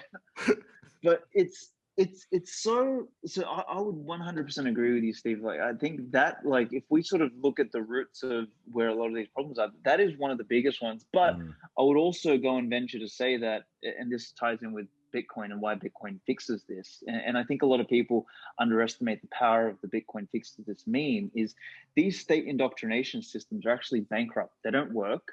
No one actually wants to fucking go there, but they're funded through theft, i.e. the confiscation of our taxes against our will, and they're funded by the bankrupt organization that is the government, through the very fact that it's got the capacity to be first in line when money's printed. So in doing so, they can actually continue to fund these broken fucking enterprises which don't work, which, you know, incentivize people to be dumb, moronic, stupid, you know, sheepish and conformist. And sort of we you know, we're seeing almost a crescendo of all of this occurring. So, you know, again, I don't know. It's not will this break? It's how this will break and when. Like, you know, is it going to be, you know, I also wrote another recent piece, the Utopian Dystopia is one, and in there I talk about how, you know, a lot of what we're seeing today can be explained in complete, you know, absence of any need for a conspiracy theory or anything. It's all about, you know, do we optimize society for freedom or safety? Well, we've optimized for safety. Do we optimize for responsibility or rights? Well, we've optimized for rights. You know, do we optimize society for fairness or equality? Well, we're trying to optimize for equality. So all these, we've gone down all these wrong paths, and the ramifications of that are sort of everything that we're seeing today. And my biggest concerns are, you know, do we, like, the system is becoming so fragile and so like, you know, deformed and inefficient and ineffective and non-functional, and the whole fucking thing is starting to break and fall apart. Is, do we make a conscious effort to move towards a more fragmented, decentralized, localized, functional society, because human interaction doesn't scale. It absolutely does not fucking scale. You know, like we are not all the same. We cannot all be forced to think the same. We cannot all be treated the fucking same. We're all different. So, you know, humanity and society is tribal and communal in nature. So we need to sort of fragment and localize. So do we go towards that consciously, or do we keep sort of crescendoing in this like big push towards globalism and homogeneity, and we're all the fucking same, we're all equal, and we should all be safe, and we should all live in the fucking pod and all this sort of stuff, until the whole fucking thing collapses and breaks on top of us, and we end up at the same point of fragmentation and localization, but we do it in a way that is actually ugly and takes a lot of good people down in the process. And that is the only question now. It's not like we're going to get to fragmented, localized society. The question is how. Yeah, that's all. That's an interesting point. You know, I mean, I don't know.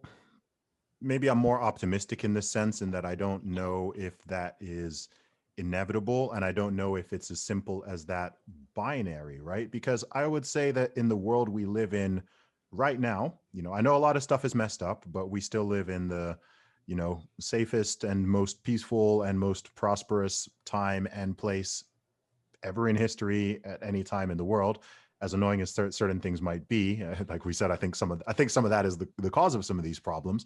But you know, I think we tend to moderate on that. You know, I think we are living in a world which is, you know, we still have sovereign nations, and we still have our, you know, our individuality and our cities and our families and all that kind of stuff, and we are very interconnected. I mean, look at us, we're talking across 3 different countries in real time right now. We're all into Bitcoin, which is a very global, you know, truly global currency and idea and all that. So I think if people are, again, I think if people are reasonable and people are honest and people tell the truth and people treat each other decently, then I think this comes to most things. This is what I think about politics. It's what I think about religious issues, social issues, right? It's always like, you know what?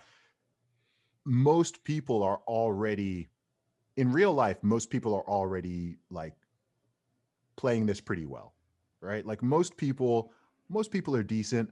Most people are pretty reasonable. Certainly if you talk to them one-on-one, maybe if you get in some beef on social media, it might not seem like that, but generally people are decent. People don't want to go out and harm each other. People don't want to take each other's stuff. People are generally reasonable, regardless of their religious beliefs, regardless of their political beliefs, regardless of all of these things. So, I mean, like I've got American friends and, you know, people are like, yeah, you know, the US is definitely heading towards a civil war and this and that. And I'm kind of like, I know what you mean. And I'm sort of tempted sometimes to kind of go with that doomsday, like, yeah, you know, you're going to get the red split and the blue split and but I'm also kind of like, man, like that's far from necessary. Like that's very, very far from necessary. And most of you guys are actually already getting on pretty well. Like the media is going to hype up certain things. They're going to make certain narratives seem a lot more scary than they are, and they're going to make things always seem worse because fear sells. We know, man, like fear sells. People like to get caught up in things. People like to feel a part of things. But I do think, and I do hope that, you know, the world can just continue to overall get better. And I think that if people are, like I said, you know, if people are courageous and people tell the truth and people are just decent with each other, then most problems are, even if they can't be resolved perfectly, you can normally reach a pretty good compromise on most things. I mean, and if we want to, that's why the social justice warriors are funny, right? Because their motto is, you know, diversity, inclusion, you know, equality and tolerance. And it's like, well, if you practice those things in the proper sense, then those are actually pretty good values. Like they've inverted them all to sort of mean the opposite of what they do. But if you actually practice that and you are genuinely tolerant of other people's beliefs, even if they have different ideas, well, only if tolerance only works if you have different ideas. If you only tolerate people who are exactly like you, that's by definition not tolerance. Like you need a differentiation for it to even be tolerance. Diversity, not just in the racial and ethnic sense, but, you know, in the true sense, right? People thinking differently, treating people equally under the law, you know, treating people fairly, like all of that. If we go by that, you know, the golden rule, love your neighbor as yourself, treat people as you want to be treated, then things aren't going to be perfect. Things are never going to be perfect because human beings aren't. But I, you know, as pessimistic as I can get sometimes, especially in this sort of situation with this ongoing lockdown, for the most part, I am pretty optimistic. And if you just look again, if you look at history, I mean, even over the past 100 years, and you look at human progress, like, I mean, if you go back 100 years ago, I wouldn't want to be I wouldn't want to be in the USA or even in the UK 100 years ago, right? You know, I have people calling me the N-word as I'm walking down the street, or, you know, like it's like, so like things have come a long way in a single lifetime. So yeah, there are certain things that we need to really be careful. Like that's why the woke thing is really insidious, right? Because it's called progressive, but we know that actually it's pulling people back into, it's pulling people backwards, actually, right? It's pulling people back towards all these types of, you know, segregation and seeing, you know, judging people by this and judging people by that, which is what we want to get away from.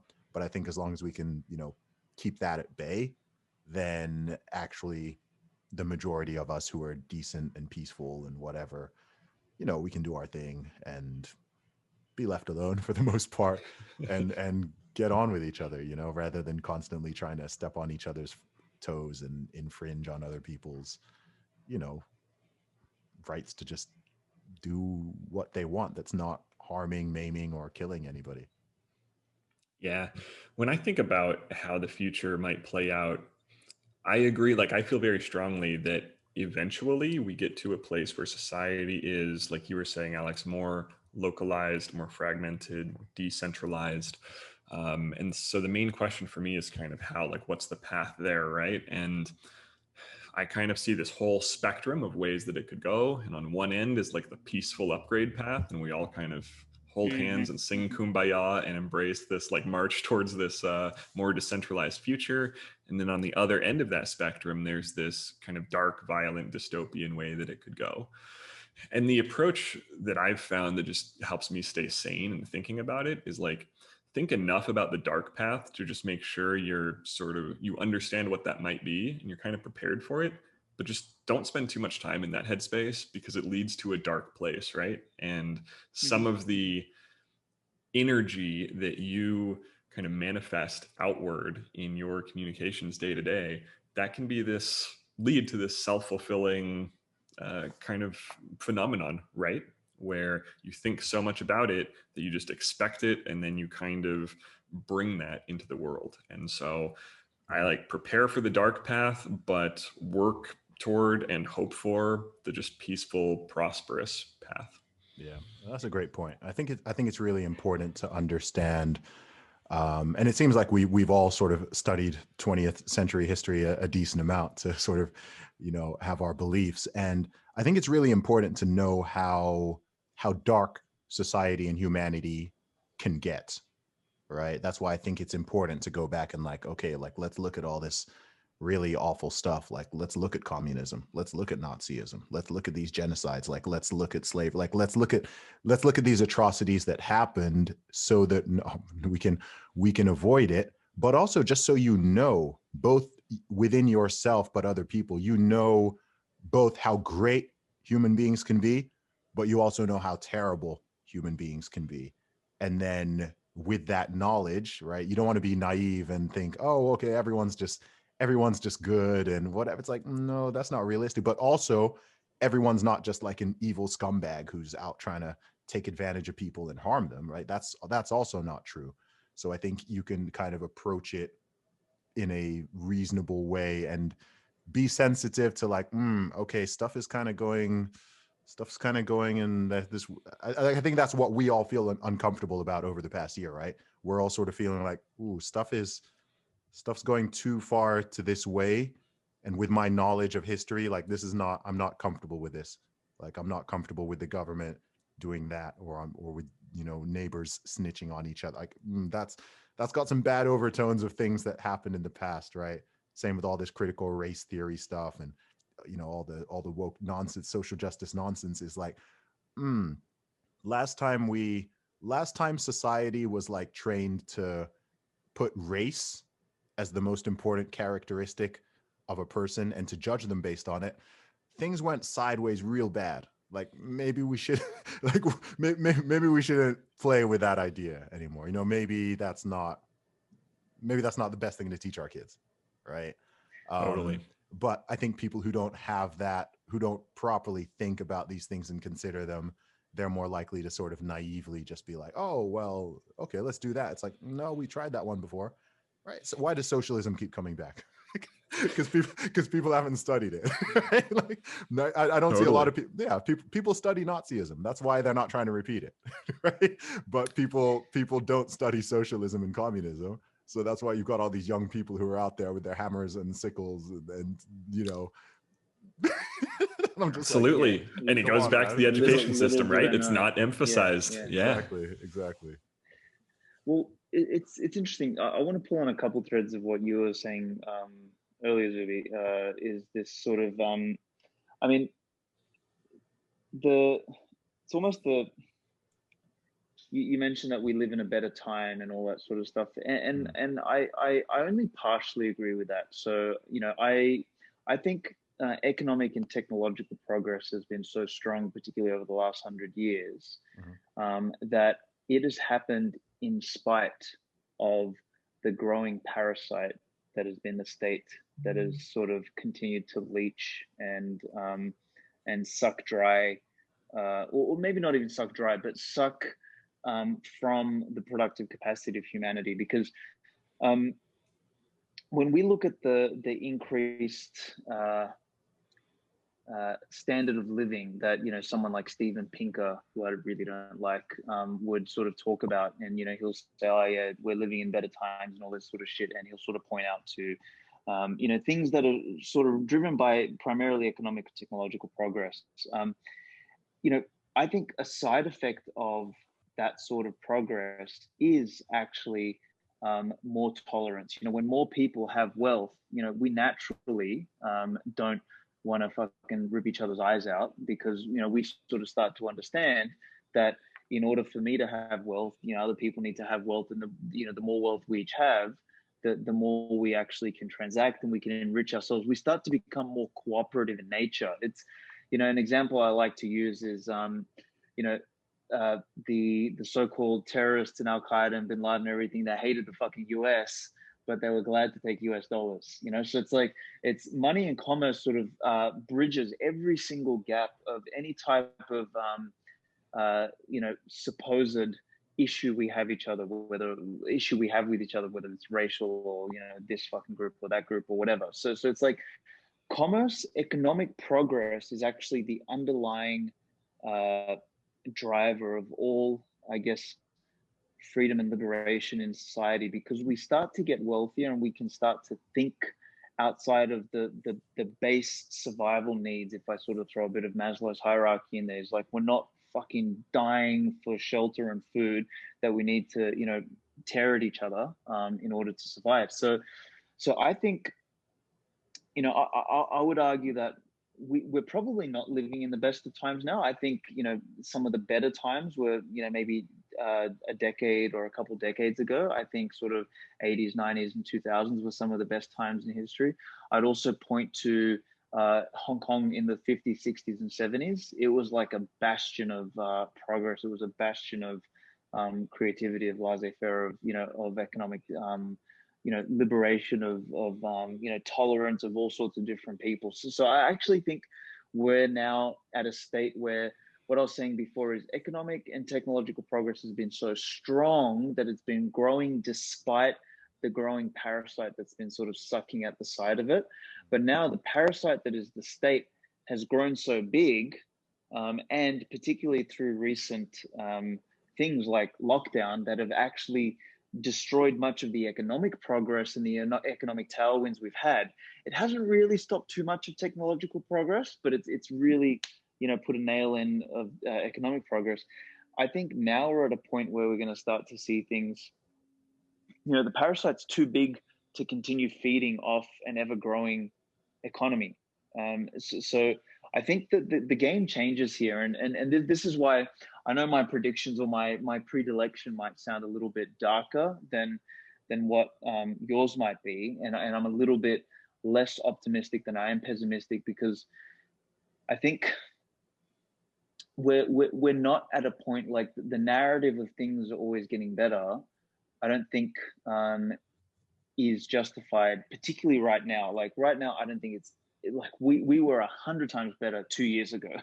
There is no justification. When I say that, when I was saying that we're in the best time, I kind of meant like in our lifetimes. I sort of meant like the last, I don't know, say the last 25 years. I don't mean that 2020 was better than 2018, but just generally, if we're talking on a sort of I think the times now are, and I say this, so a lot of people kind of go back to like, oh, what about like, I don't know, America in the 1950s when you had like certain things booming. It's like, yeah, but not everyone even had basic civil rights, so maybe it was good for some people, but like on another hand, it's like, no, like so I think, yeah, I get what you're saying, Alex, but I think it's sort of like I think it's almost like a Bitcoin chart, right? I think generally the trend is upwards, but there are, I think we're in a bear market right now. Like, right? Yeah, that's a great way to put it. Yeah, right. Like we're in a bear market right now, like with the whole lockdowns. Society is a market. Yeah, all these lockdowns and all of this nonsense, but I'm confident that in 15 years from now or 20 years from now, based on most measures, overall society will be in a better place than it is. I don't think on every single measure, right? Just like I think on some measures, if you were to go back to 1985, I think on certain measures, society was better then than it is now. But all together, overall, I guess it depends on how you weigh the factors. I'm not really, It does. I'm short-term pessimistic, medium-term neutral, long-term optimistic. That's sort of how that sounds like me. That sounds like me. Yeah. I think I describe myself the same way there. Yeah, I'm with you. Yeah, I'm with you. And I think, look, every generation, I mean, I don't know if was it Ronald Reagan who said that, every generation has to fight for freedom or something like that, freedom isn't passed down generational. I think that's very true. That's very true. I think every generation has to maintain the fight against tyranny, the fight for freedom, the fight against evil, the fight against, divisive, like very dangerous levels of tribalism across different lines. Like I think every place in every generation kind of has that battle to some degree. And I think if we're smart, you always want to be building upon, like, human beings have been knocking around for thousands of years. So I think one of the silliest things that a lot of people do in our day and age is we sort of forget that, right? We have what C.S. Lewis called chronological snobbery, and we just think, oh, it's 2021, and so we know more than everyone else. So I don't need to read all those old books, right? I don't need to read all those old books. I don't need to study history. What's the point? Like, we're in this time, and it's like, no, because you've got, thousands of years of knowledge that people have put in books and have put in philosophy and have put in, whether or not someone is religious. I think it's quite arrogant to just be like, oh, the Bible is totally irrelevant. Like these books are, it's like, well, this book has survived over 2,000 years for a reason. So whether or not you believe everything in it literally or whatever, like there's some lessons in there and there's some distilled knowledge that you can take, and there's parts of it that you can read and you're like, wow, was this written in 2021? So right, like all this knowledge that we have that we've accumulated over time, like I suggest to people to just be like, be open-minded and to be curious to just learn, right? Because there's so much knowledge, and the truth is we are not any smarter than our ancestors, right? I mean, if you think we're talking about, like, okay, the 1800s, that's only 2 people ago, right? 1800 sounds like a long time. If you say 150 years, it sounds like a long time, but that's only 2 people, right? That's only 2 people. So your, like, I don't know, your great grandfather would have been born in the 1800s, right? Like that's not that long. So we haven't like magically evolved as a species since your great grandfather, let alone your, you know, or nor your great. So we're the same. We're the same animals. We're the same. We're the same human beings.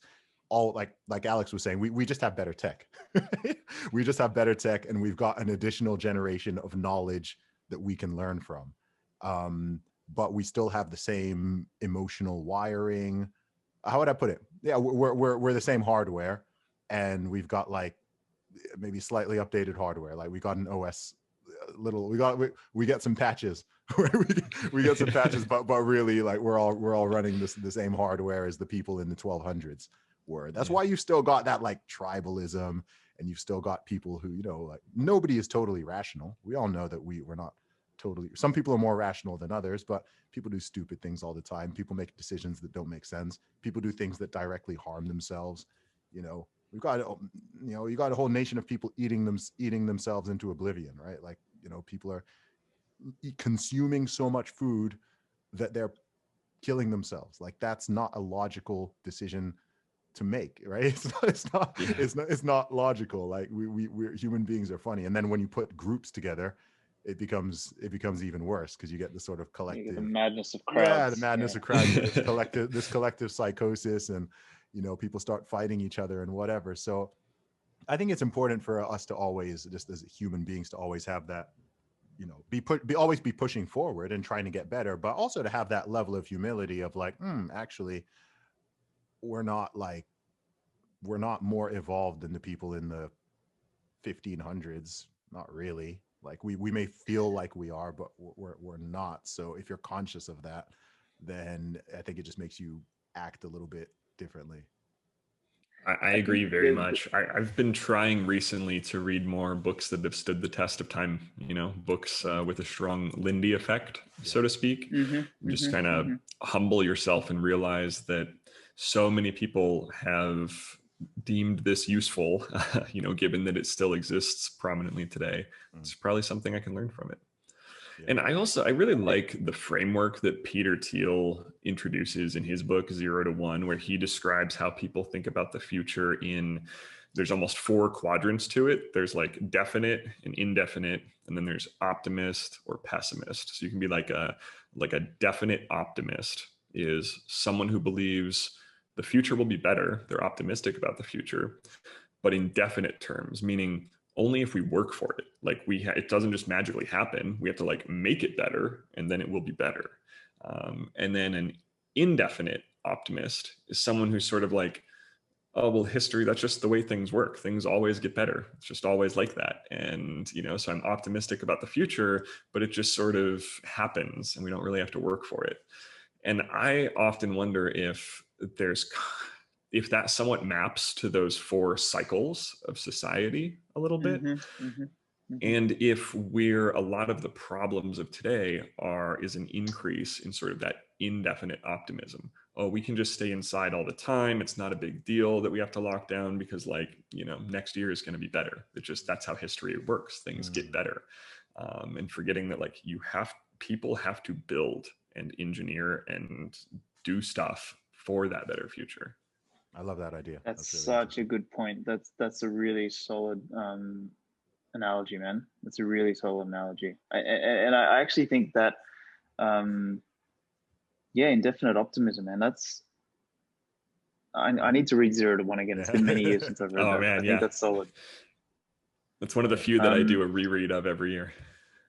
Yeah, I think there was something I wanted to pull out of what both of you guys were actually discussing there, is sort of this Lindy effect books that you mentioned, Stephen, and Zuby, how you mentioned like these ideas that have stood the test of time. And I kind of think of it as, you know, I try to be a seeker of principles instead of methods, because, you know, there's millions of methodologies. Like everyone's got an opinion, everyone's got an asshole, you know, everyone's got a different way of doing something, right? So that shit doesn't matter. But there's principles that have sort of emerged over time, not because someone said so, but because they work. And you know, like I could tie that back to education. Is, you know, one of the interesting things about German culture, actually, and I spent a bit of time there this year, is their apprenticeship culture is, they sort of take it slightly different tack with education, and they've been infected obviously with the modern definition of education, which is state indoctrination. But there still exists a really strong idea of apprenticeships, which is this idea of learning through experience for a period of up to 7 years, where you actually learn with someone who's a mentor or a coach or a master in what they do. And what you do is, along that way, is you're not so much learning methodologies, but you're learning time-tested principles. And this is, I think, again, been lost in modernity, because we sort of think that we're so much smarter now. It's exactly what you said, is the chronological bias, is like, or would you call it chronological snobbery? It's like, I'm better now because it's 2020 and fuck everyone else, they're all stupid. And that doesn't actually fly. Because principles are timeless, methods are basically fashionable. And methodologies sort of remind me of tactics. So you can sort of tack and, and shift and adjust and do something like that. But principles are more strategic in nature, they're timeless, they last. And I think that's what people need to be seeking when they look to learn and educate themselves, not be schooled. Yeah, because principles are a lot more immutable, right? And as we were saying, like, we're the same human beings, but the technology just changes. But if you've got the principles, say all throughout history, there have been people who are great orators, right? There are people who are good at speaking, good at delivering a speech, communicating with people, whether it's one-to-one or to a crowd, etc. Right? You could almost say that skill is like a principle. But if you have that skill, they didn't have podcasts 30 years ago, but if you have that skill, you can do a podcast, you can have a conversation like this, you could be a great orator on a YouTube channel. You can now, the Clubhouse is a new tool, right? Someone could be a great orator on Clubhouse. So it's almost like it's the same thing. It's like the app or the tool is kind of the methodology, and that's always going to be changing. But if you've got that principle or skill set, then that doesn't change. If you learn sales has always existed. People have been selling things for millennia, right? The way you sell things changes. All right, e-commerce didn't exist 1,000 years ago, but if you learn those principles of like, okay, this is how you sell things, this is how you get someone interested, and you close the sale and you bargain, etc. That doesn't change. Like, that doesn't change because humans don't really change. So that psychology is always the same. So yeah, I think that's a really interesting idea. I think, and then also, of course, on a moral level as well. I think on like a moral or an ethical level, again, the principles which lead to someone living a good life individually for themselves, that doesn't massively change, right? The principles of how you treat other people, I mean, it's really basic. I mean, if you literally go back to the golden rule, which tends to, I think, exists in some context in virtually all of the main religions, which is treat other people as you wish to be treated.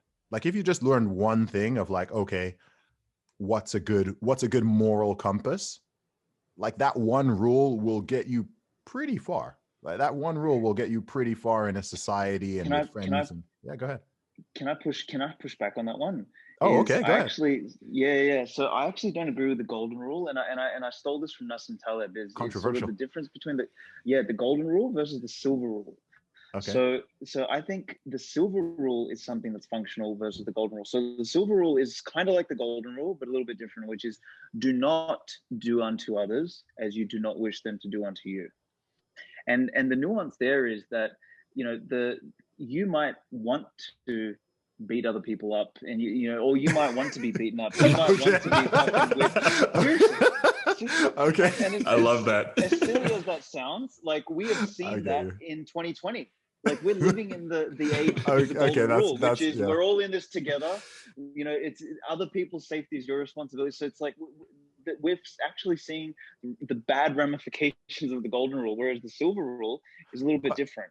But it's actually scalable. With the silver rule, though, wouldn't they still, like, I'm trying to think of this in a practical sense. So do not do unto others as you would not want them to do unto you. But I think some of these people who are like forcing other people to do stuff, I feel like they kind of wouldn't mind if I don't know. The Maybe I need silver to sit with this one for a little. Yes, sit with it for a while. But Yeah. the difference between golden rule and silver rule is the golden rule is functional in small groups. The silver rule actually scales, and it scales across much larger numbers. So it's a really interesting one to think about. And if so, I kind of view the world like, you know, when you were talking about morality before, and I think you were also talking about morality and laws before, like what's moral is not necessarily legal.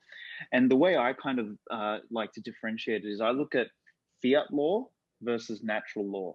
And then the way I differentiate them is fiat law is something that is decreed from the top down. You know, it's something that is passed down, and it's made by somebody, by some sort of ruler. And it's whereas natural law is something that is emergent. It comes from the bottom up. It's kind of like principles in the sense that it's not something someone mandated, but it's something we sort of figured out along the way through, you know, heuristics and experience. And another characteristic of natural law is that it's applicable to everyone, everywhere, all the time. And that nuance is extremely important, because fiat law is not applicable to everyone, everywhere, all the time. Fiat law is very selective in nature. And that sort of difference, I think, is really important. And where we get morality, and I really need to write a piece on this, is morality actually comes from a blend of the silver rule and emergent natural law.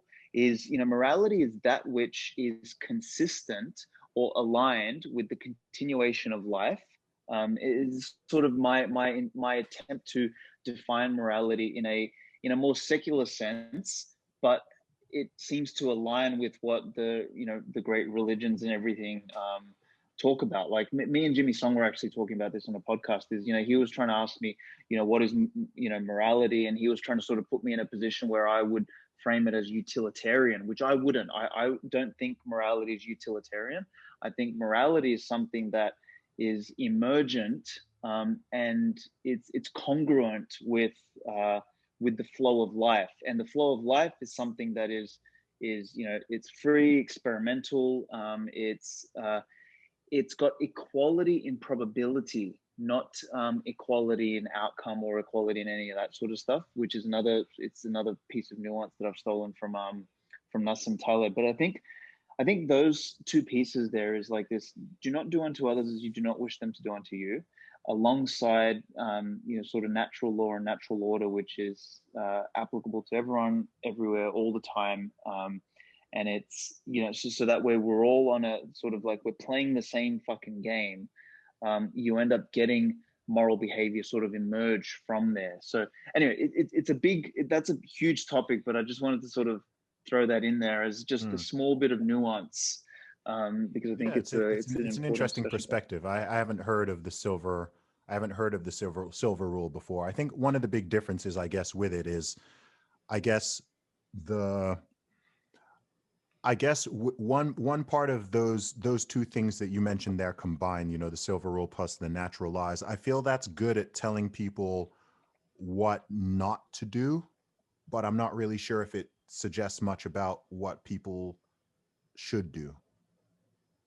Yeah, but what people should do is up to them at an individual level, and we discover that through through education, through life, through our teachers. Yeah. We discover that along the way. But if we sort of bound what we shouldn't do, we sort of create a large. We create a broad enough society to experiment. I think both sides are important. I mean, I would say one of the biggest crises that's going on in the modern Western world, and I think one of the reasons why guys like Jordan Peterson became so popular, is actually because there is a crisis of meaning and purpose, right? I feel like people generally know what they should not do. I kind of feel like we've been, over the past few decades, a lot of people, especially young people, they don't know what to do, right? Whether that comes to, that there's this whole crisis of meaning, right? Like, what's the point of it all? How should I, what should I do? Like, do I get married and have a family? Do I do this? Do I do that? Like, how? I think I almost feel, I sort of feel like, yeah, how would I put it? I think that I feel like we've been kind of having that, but I think it's left that hole of, and now which people are trying to fill with different things. And I think, yeah, go ahead, jump in.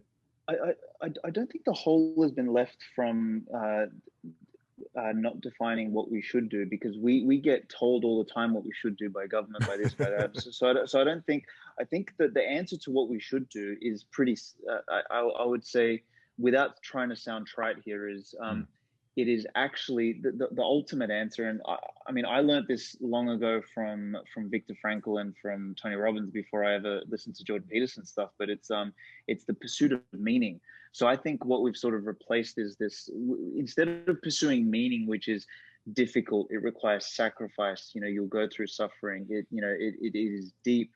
We've replaced it with this surface level pursuit of happiness. Pleasure and happiness. That's sort of what we get. Exactly. And pleasure and happiness are fucking fleeting. Like the whole point of them is that they're supposed to be, they're second order effects. They're not primary effects that we need to be chasing. And that's, I think, what's replaced the deeper search for meaning. So I think the answer of what should you do is you should pursue meaning. And I think that is as much as it sounds simplistic, it's actually very deep.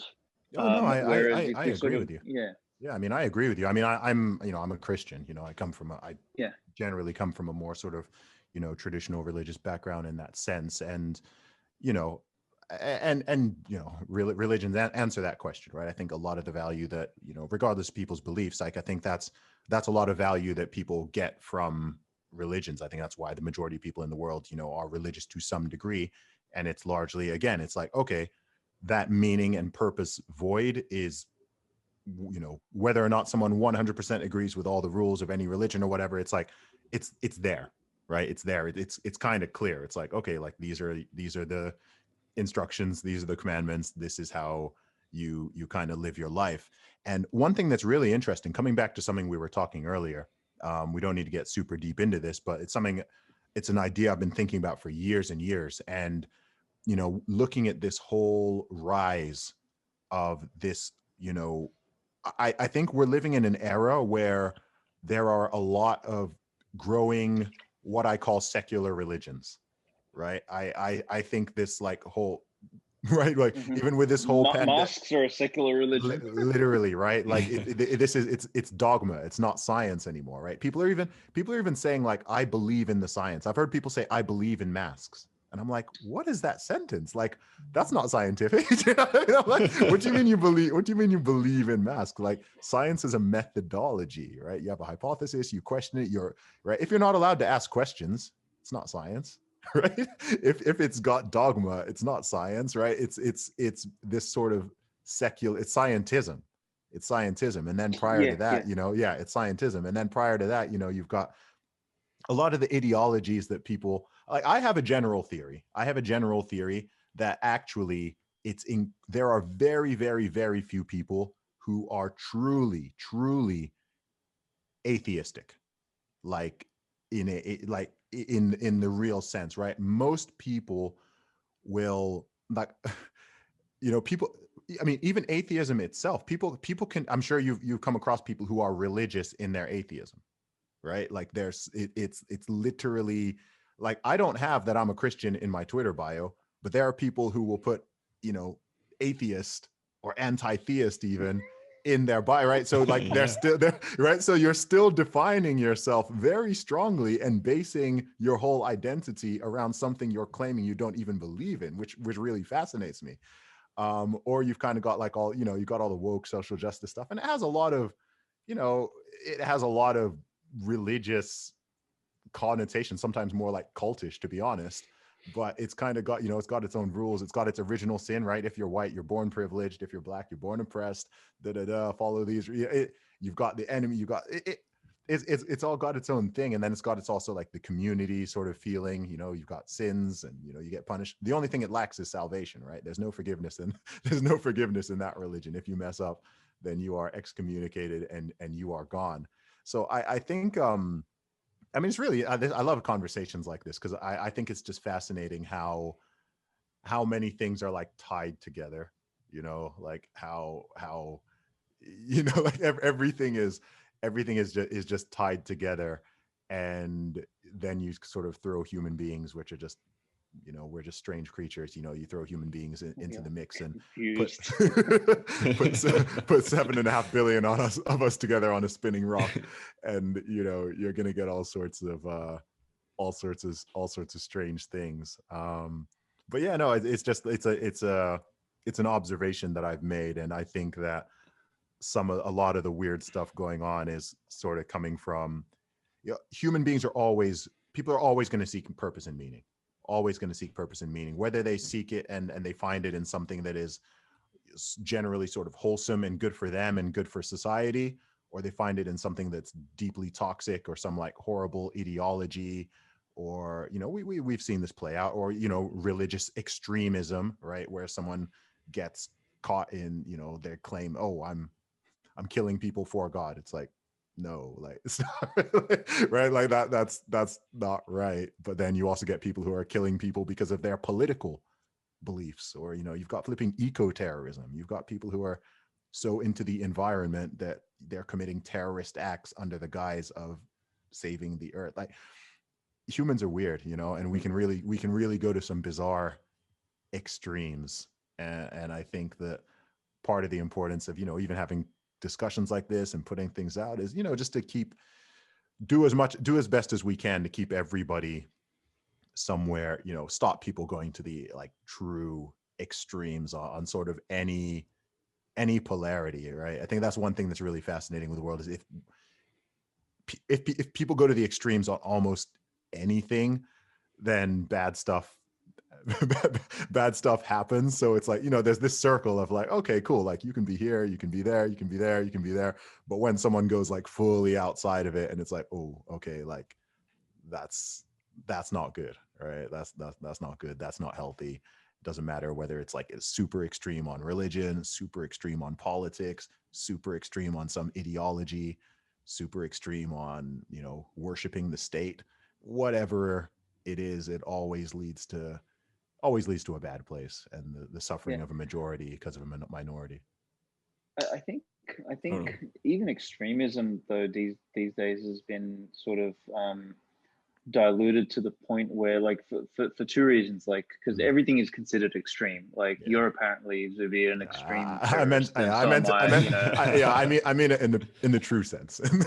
I know what you mean, but sort of like the difficulty now is that is the Overton window has sort of shifted so much, and we all don't even know where the fucking Overton window is anymore.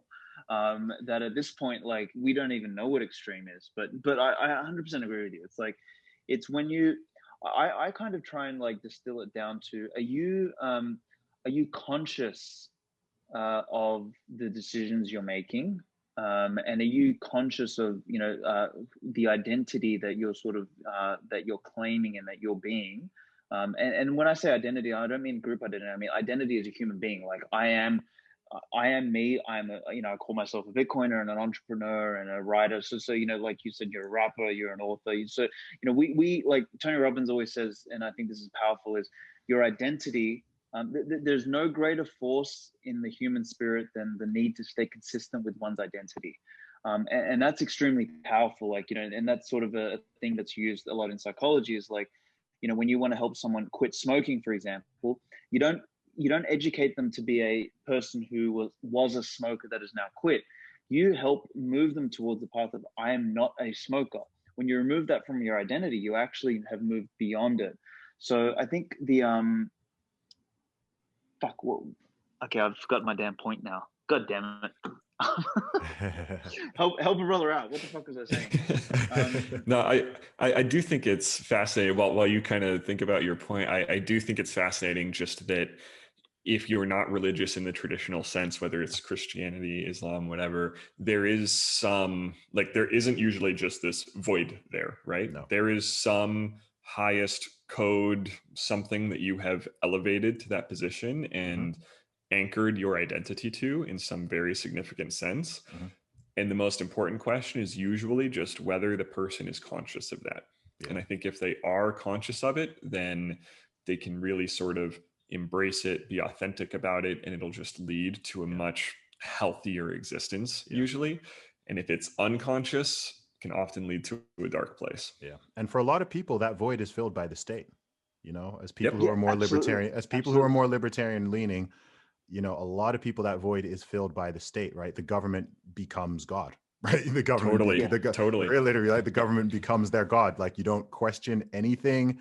If they say it, it's decree. There's no, you know, and they're looking up at, and it's funny because a lot of those people will claim they don't trust politicians, but actually in their behavior, you're like, oh, wow, like you're really a Yeah. statist, like your religion Yeah. is statism, and you are 1000% on board with whatever these people say. Yeah. Totally. And it goes back to what you were hitting on earlier in the conflation of what is legal and what is moral. Because when the Yes. state gets to that level for someone, then it's hard to differentiate, right? It's Yep. like what is my God effectively says Yes. this, therefore Yeah. it must be, you know, moral Yeah. and good. And it's not by accident that the totalitarian regimes of the 20th century were very strongly opposed to religion, right? They didn't want competition.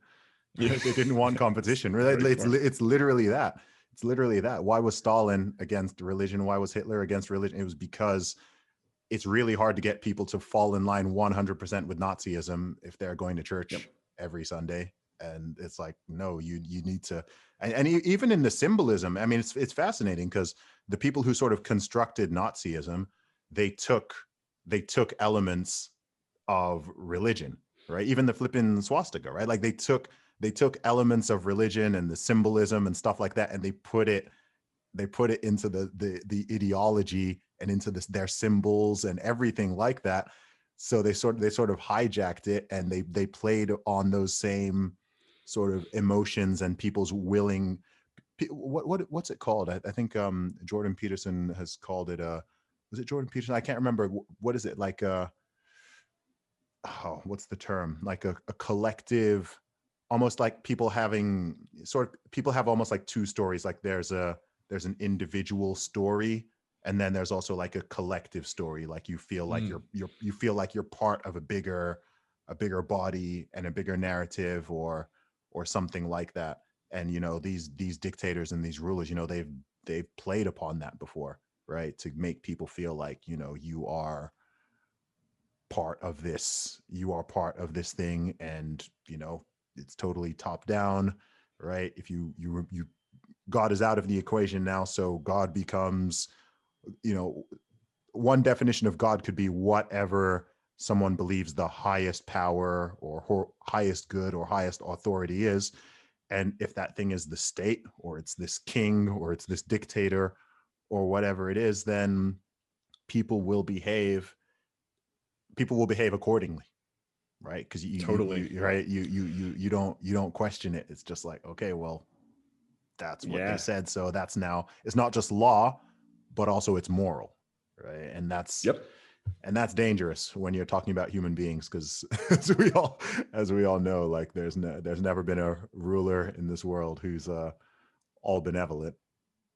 For sure. Well, that's fiat morality. It's great way to put it. It's not something emergent. And I think, Steve, you kind of finished up actually where I was thinking was that point before was the conscious versus unconscious, is like, you know, you choosing versus you. It's almost like you guys would probably both be familiar with neurolinguistics, NLP. Like, you know, that one of the core foundational principles is, are you at cause or are you at effect?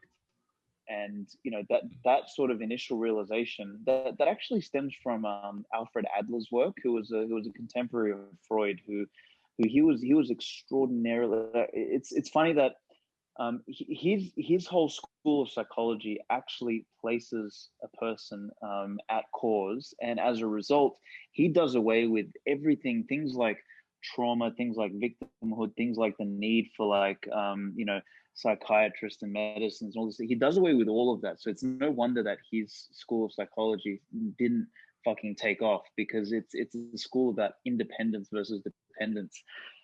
It's really powerful. If you guys haven't looked at any of Alfred Adler's work, I strongly recommend. Like, I think for me, the top 3 or 4 people in any school of psychology starts with Alfred Adler, Viktor Frankl's up there. Robbins in terms of practical psychology, and Jordan Peterson. I think they're sort of like four giants. But Alfred Adler's work is brilliant, and it's sort of, he positions people at the locus of the decision making, and what the centerpiece of it all is. What meaning do you ascribe to any event that has happened, and you at cause have the capacity to decide what to do with it. So it doesn't matter what's happened. Environment doesn't matter, situation doesn't matter, circumstance doesn't matter. It's only what you do with it. And I'm giving a really crude, cheap overview here, but I mean, you guys would understand, and I think a lot of the listeners would understand it. But it aligns with a lot of all these other things that we talk about in terms of the sovereign individual thesis, about what I call with Bitcoin is the renaissance of responsibility. It's the critical thinking capacity. All of these sorts of things. Really, principalistically speaking, if that's even a word, they all really align nicely. And it's funny how people like us, and this is going to lead into one of the questions that I wanted to ask at the start, but I'll ask it now, is it's funny how people like us sort of converge onto this type of thinking, irrespective of the different kind of backgrounds we've had, the different race we have, the different religions we have, all this sort of shit. We're all fucking different. Like I said just before we started the call, we got 3 flavors of ice cream. We've got vanilla, chocolate, fucking caramel here. It's like we're all different. We've all got different backgrounds, but here we've sort of emerged, onto these principles ourselves. And I think that's just such a powerful example of not needing any state, any authority, any fucking mandates or dictates for us to come to truth, because truth exists, and it's a matter of discovering it. Yes. As opposed to it being told to you. And that really stems from, are you conscious or unconscious? Like if you're unconscious, you're going to assume the truth is whatever you've been told. But if you're conscious, you're going to question it and arrive at where real truth is. And that is a really important distinction. Yeah, I think it's also, that's a great point. And I think it's also just converging along, there are a lot, in the words of Peterson, right? There are a lot of different games that you can play in the world, right? But there are only certain things that work, and there are only certain things that lead to success. So yeah, I mean, there are a lot of different ideas. There's all sorts of ideas that are out there, but they don't all produce the same results. So, if you wanted to be successful in your career, or you want to have a happy relationship, whether it's romantic or it's with friends or what, like there are certain things that work, right? There are certain things that just work. And if you go against that too hard and you're like, oh, you know what? I'm going to try to make friends by insulting, starting every conversation with an insult. I'm going to try that. Right? Like, like you sure can. You can play that game. You can play that game, but it won't work, right? People are going to be like, this guy's an a-hole. Like, what's wrong with this guy, right? It doesn't work, right? I'm going to wake up every morning. I'm going to argue with my wife. Like, right? Like you're not going to have a good marriage, right? If you want to be successful in life, whatever your career pathway, there are certain things, there are certain behaviors, there are certain techniques, there are certain skills. So I think people, you might come from different angles. And I think the same is true to some degree with just, living, I don't know, whatever someone calls a decent life, or, being generally ethical or whatever. Because, I mean, even with, again, coming back one more time to religion, it's interesting because a lot of them, if you look at the core teachings, like, religion sprang up in different disparate parts of the world with no internet connection or whatever, but people converged on a lot of the same ideas and concepts. So some of the principles, dude, you're literally talking principles. Yeah, principles, exactly, right? So some of the stories, like the surrounding stories around them, might be very different, but in terms of the principles, in terms of the proverbs, in terms of the sort of teaching points and lessons, like they're really similar. Like they can be really, really similar. And I think, yeah, people can reach that from all sorts of different angles. But again, like, we don't need to reinvent the wheel all the time, right? We've been around for thousands of years. So if you come into the world in 2021, you don't need to start from scratch on building up ethics and morality, because you've got all this history to draw from. You have all these books to draw from. You have your elders, you have people in society who you got, your parents, hopefully, you've got people who you can draw from and be like, okay, right, maybe you twist, maybe you do things a little bit more that way, or you do things a little bit more that way, but generally, you you reach a decent level on all these things. And yeah, I think that's why good ideas are durable, right? Good ideas are durable, and the truth is durable. And a lie can go on for a while, but it's always going to be beaten by the truth eventually. A bad idea is always going to, if a bad idea is allowed to confront a good idea, the good idea will win. Which is why bad ideas like censorship, because then you can't challenge them. I call it the gravity of reality. So in the way I try and help people frame that when they think about it is almost like if you're running off a cliff and you jump, for the first 3 seconds, you think you've beaten gravity, until the reality of gravity catches up with you. And sort of when we come up with these bad ideas, like whether it was Nazism, communism, or what we're doing today, and all this sort of stupid, abhorrent ideas, on a long enough time scale, they actually are those 3 seconds that we thought we beat gravity. And then the whole thing fucking falls apart, because then we start, it's almost like the Wile E. Coyote sort of, meme, right? It's sort of, we run off the cliff and, it's like gravity hasn't taken hold yet. And then we're like, look down and we're like, oh, fuck. And that's sort of where we are now. We are defying reality with fake money, fake laws, fake lockdowns, fake economies, fake fucking everything, fake opinions, fake groups, fake problems, fake fucking oppression, fake everything. It's all like bullshit. At some point, reality is going to catch up with us. And it's, for some of us, it's going to be fine, but for some of us, it ain't going to be very pretty.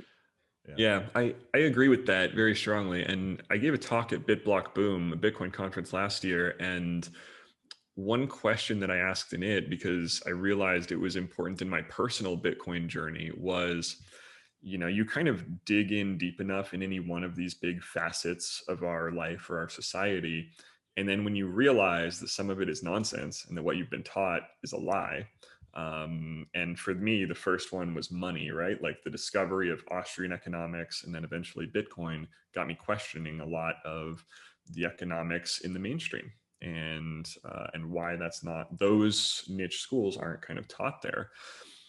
And when I realized that they were lying to us about money and that we had fiat money, then it made me more open to the possibility that they were lying to us in other big ways. And, maybe they're lying to us about food and nutrition. And so, fiat food, fiat money, fiat education, and you kind of go through enough of those, and then it leads to perhaps this greater realization of like, do we have fiat freedom?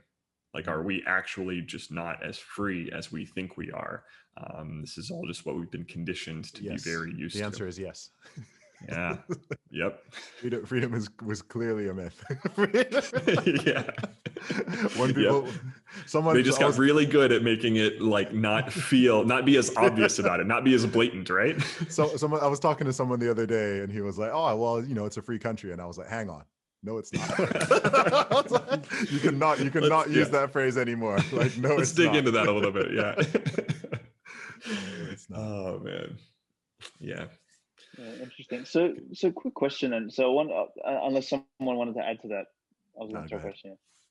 I was going to say, what's some of both of your, so I think, Stephen, you just alluded to it, Daniel's sort of starting to study Austrian economics, but I'm curious, like, I'm always, really interested in the origin stories for how people sort of get to here, you know, because what we said earlier was, you know, we're all different, you know, we've all come from different backgrounds, different countries, all sorts of shit, but we've all seemed to have emerged on, you know, this kind of these principles as we've been discussing through the podcast. And I'm really curious to hear from both of you guys, like what were some of the early breadcrumbs for you guys that you think maybe planted the seeds for the, you know, the discovery? Because you don't sort of, you're not a kid one day and a fucking ANCAP the next day, right? I mean, maybe as a kid you're an ANCAP, but you know, you sort of go through this. It's a hell of an arc, yeah.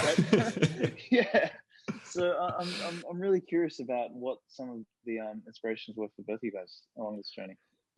Yeah, for me, you know, I was born in the middle of the United States, grew up in a small town, went to school, studied computer science, kind of public school the entire way, all the way through university, and was always really interested in tech, specifically internet tech. So moved to the San Francisco Bay Area and worked out there for a decade at big corporations. I started my career at eBay and then did a couple small startups and worked at Intel for a while.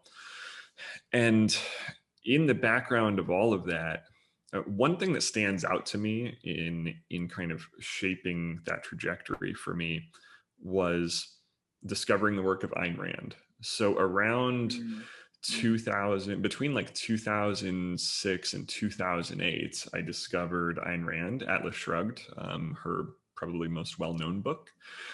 And obviously there's a ton of things that kind of form the path you end up walking, but that really sticks out to me as a big fork in the road, where I think before reading her book, I took for granted a lot of what was around me in the world and didn't really have an appreciation for people who build things and the hard work that goes into creating a lot of the comforts that I enjoy. And I know her work tends to be polarizing, and like some people will, you know, they say she's just advocating for selfishness and that you're a terrible person if you're like an Ayn Rand advocate, but that's not really what I get from her book. I just have a very positive view of her book. I don't think she's advocating for selfishness in terms of not caring about your fellow human. I think she just is advocating for freedom and the realization that there is cost to comfort. And so that just really got me thinking more deeply about where everything comes from around me in life and what it takes to get there, and led me to realize, you know, regulators in the government often do more harm than good, and they are in many cases hindering progress, making it harder for people who build. And that was around the same time that Ron Paul started a campaign in 2008 for the presidential election in the US. And I became a big Ron Paul advocate. And so I think discovering Ayn Rand and Ron Paul, and then Austrian economics and the work of like Ludwig von Mises through Ron Paul, all in that like 2007 to 2009 timeframe, really was formative for me. And I think it also helped kind of prime me to appreciate Bitcoin more when I discovered it years later, because I had already decided that the separation of money and state would make the world a lot better. But I was kind of bummed because I didn't see a practical way to achieve that. And so when I found Bitcoin, it was sort of like, oh, wow, like maybe this is the tool. Maybe this is what we can finally use to realize that.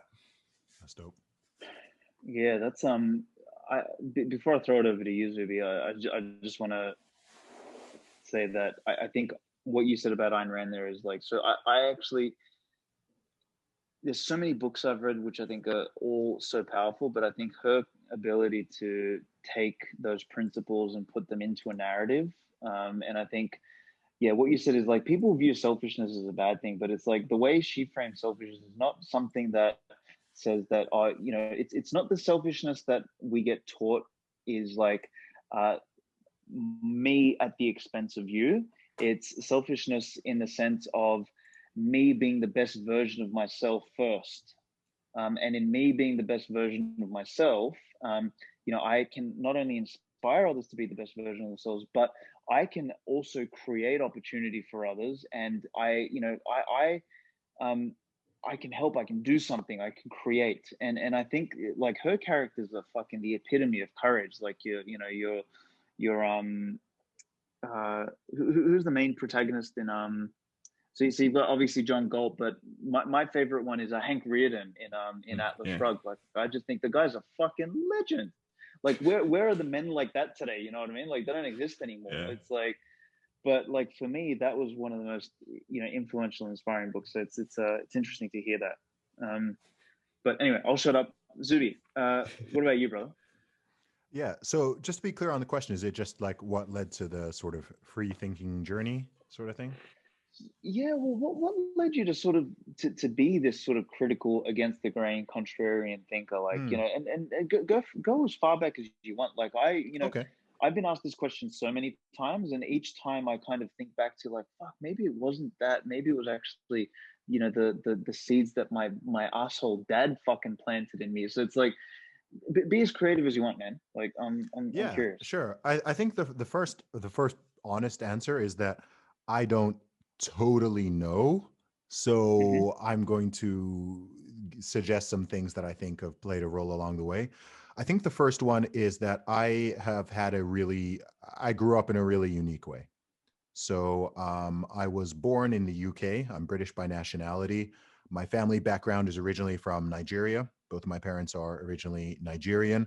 And I moved to Saudi Arabia when I was 1 year old. So as a baby, Wow. I moved to Saudi Arabia from the age of 1.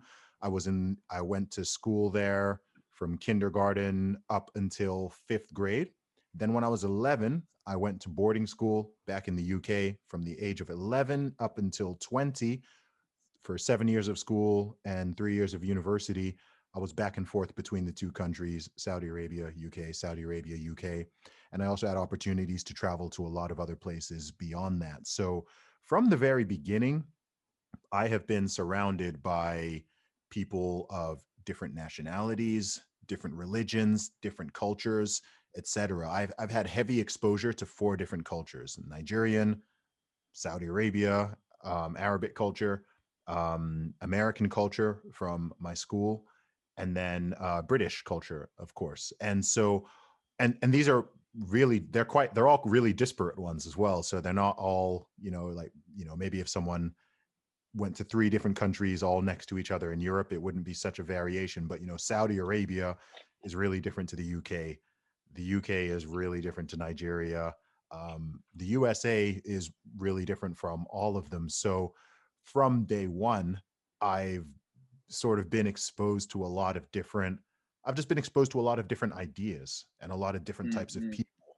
And going to boarding school from such a young age, right, in a foreign country, from the age of 11, I was out, I was traveling flying internationally by myself and going through all this. So I had to become independent, I think, faster. I had to kind of grow quicker than a lot of other people because, I remember going to university at the age of 18, and, for most people, that was their first time leaving home, right? Whereas I'd been away from home for 7 years at that stage.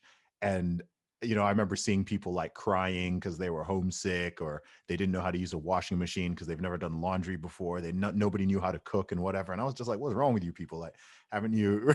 so I kind of had to be more independent sort of early. And then I think I've also been I'm creative by nature. I actually wanted to be a cartoonist when I was a child. So that eventually ended up manifesting with me becoming a musician.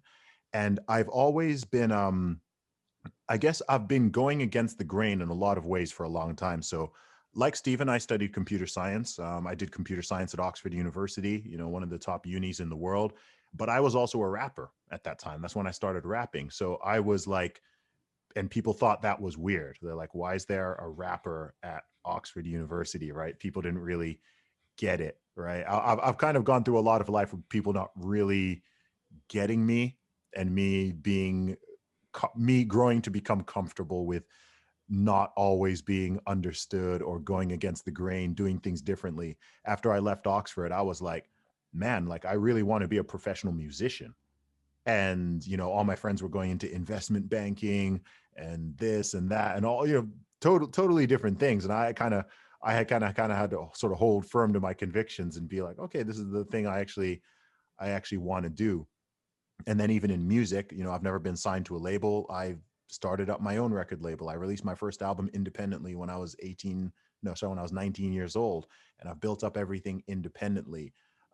So that whole independent mindset, I think it sort of carries over into a lot of different things, because I'm not really part of anything. Like, a lot of people know me, I'm connected to a lot of people, but I am not part of anything. I'm not a member of a, you know, obviously I'm a part of some things, right? I'm a part of my family, etc. But like, I'm not a member of any sometimes I talk about socio-political stuff, but I'm not a member of any political party. I never have been. I'm not a member of any political organization. I'm not, I'm not in any of these things. I'm not part of a record label. I don't have a manager. I don't have an agent. I don't work for a corporation. I'm just sort of Zuby. You know, I'm just this entity that's out there trying to do my best, trying to help other people, and also trying to seek the truth. And I don't have the shackles.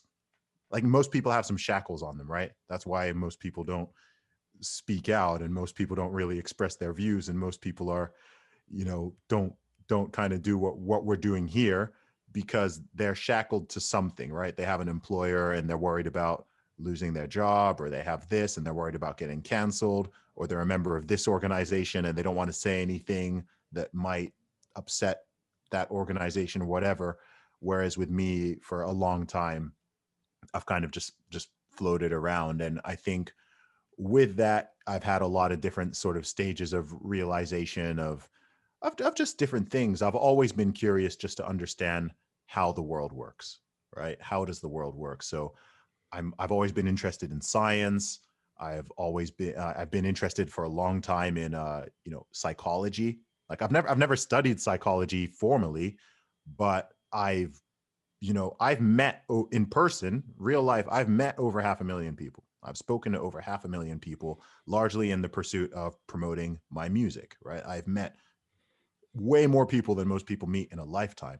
So I've always just been fascinated with human psychology, whether that is sales and marketing, or it's all the stuff that we've been talking about, or it's looking at history and going, that's, there are certain stories from history you read and you're like, whoa, that sounds crazy. How did that even happen? That sounds too fantastical. And then you look into it and you're trying to understand what was going on in the human brain, right? I think in the future, I think people will look back at this time we're in right now, and they'll be like, what were they doing in 2020 and 20? Like, how they'll be right? embarrassed. Like, right. They'll be like, wait, what was going on there? I think they're going to study this. And so I'm studying it right now. And I'm like, wait, what's going on here? Why are people becoming religious about masks? Why are people not questioning the narrative? Why are people willing to, pay attention to this science or this study, but totally reject that one that goes against their narrative? All these things, we all have cognitive biases. I think we're in a big sunk cost fallacy right now. I think we all psychological phenomena we've just witnessed over and over again, over the past year, especially. So as someone who's just trying to seek the truth, I guess, without, we all have biases, right? I'm sure I know I have my biases, but as someone who's just trying to find the truth and understand the mechanisms of the world, and I'm naturally very, very curious. I think all of that sort of just leads me into all these different ideas. So, bringing it back around to something like Bitcoin. Firstly, coming from a computer science background, it was an interesting idea, but also as someone who's, I think, quite naturally leans very much towards independence and personal responsibility. The idea and the concept clicked with me quite fast once I actually did the research on it. And I was like, oh, okay. Beyond being just, some get rich quick scheme, okay, this is something that has the power to change the world in a positive way. And it's got a lot of echoes of previous inventions of my own lifetime, from email to social media, smartphones to, the internet in general. I think we're all at that interesting age where we've sort of had half of our lifetime in this social media smartphone era and half of it not, right? So I think we sort of have that advantage over the generation below us who's totally, from the beginning, you know, Facebook and Instagram and YouTube and whatever have existed for them. So they're not going to remember any world before those things. And then people who are a lot older than us might struggle to kind of get to grips with some of the technology that we're really familiar with, but we're sort of in that sweet spot of like, okay, our age group is a really interesting one, man. yeah, we've got that before and after, and you can see the effects, right? People, you know, the way people behave now, whether for better or for worse, social media does change it. Nobody used to take photos of themselves. That didn't used to be a thing. Nobody used to take photos. Nobody used to take photos of their food, right? Nobody used to jump on. Nobody used to just argue with strangers, like, you know. You picture the like, old school cameras with the one-time use bulb, and the guy's like snapping his lunch. Like, it'd be a really bizarre thing. Like, why you know? So there's a lot of things now that people consider normal, whereas, you know, even something like Twitter and Facebook and what, like, I remember. I mean, I've been on Facebook since 2004. So I remember when they brought in the status updates, and people were really confused. Yeah, when they brought in the status updates in the news feed, and people were like, "What's the point of this? Like, why do I want to just like update a status and tell people what I'm doing or whatever?" And then soon, you know, people start sharing their lunch, and people start sharing their holiday photos, and people start, you know, using this thing or just saying, "Oh, this is what I'm thinking." And Twitter's the same thing, right? I'm out there just throwing out ideas and opinions all day long, right? And 300,000 plus people are interested to know what Zuby has on his mind today, which is really bizarre. It's extremely unnatural, right? Like, it's amazing and I love it, but I'm also very much like, this is a huge experiment. Like, this is a huge experiment, and there's also no guidebook. There's no guidebook, like nobody, and there aren't even that many people. Like, I've got a really big account, so there aren't even that many people who I can be like, okay, what's the best way to sort of manage this thing, right? It's just like, you're just out there, you got a whole city following you, and pioneering, right? and you're just there like, I don't know how this is affecting me, I don't know how it's affecting other people, and it just goes. And yeah, it's amazing, you know. I think we're living in a huge social experiment, especially over the past 15 years. And the truth is, it's exciting, but it's scary. But we don't really know what the long-term, we don't truly know what the long-term effects on our society are going to be. And I think we often forget how new it all is. I mean, the first iPhone was invented in what, 2006? Like, that's not, when I hear 2000, when I hear 2006, I don't think that's that long ago. And it's like, how much has the world shifted in that time? All of this stuff that we're using every single day, and that's totally normalized and has its own slang and vocabulary and everything. Like, if you just went back to 2005 and you said selfie to someone, right, they'd be like, what's a selfie? Yeah, it is right? wild. Yeah. Like, it's wild, you know. If you told them, if you went back to 2003 and you said YouTube, people like, what's that? If you said music streaming, if you said Spotify, if you said like people, music streaming, like, again, as a musician, when I started out, streaming didn't exist. Streaming did not exist, right? iTunes just, I started, you know, iTunes just started, but everything was CDs, all physical media. And then, this, you know, iTunes thing comes up. And then like a few years later, the Spotify thing comes up, and you just have to continuously adapt. But it's happened really, it's happened really quickly, and it's going to keep happening. You know, I mean, in 10 years from now, there are going to be multiple things, not just one thing. There are going to be multiple things which are huge and which are everyday and which everyone knows about and which are common, which don't even exist yet.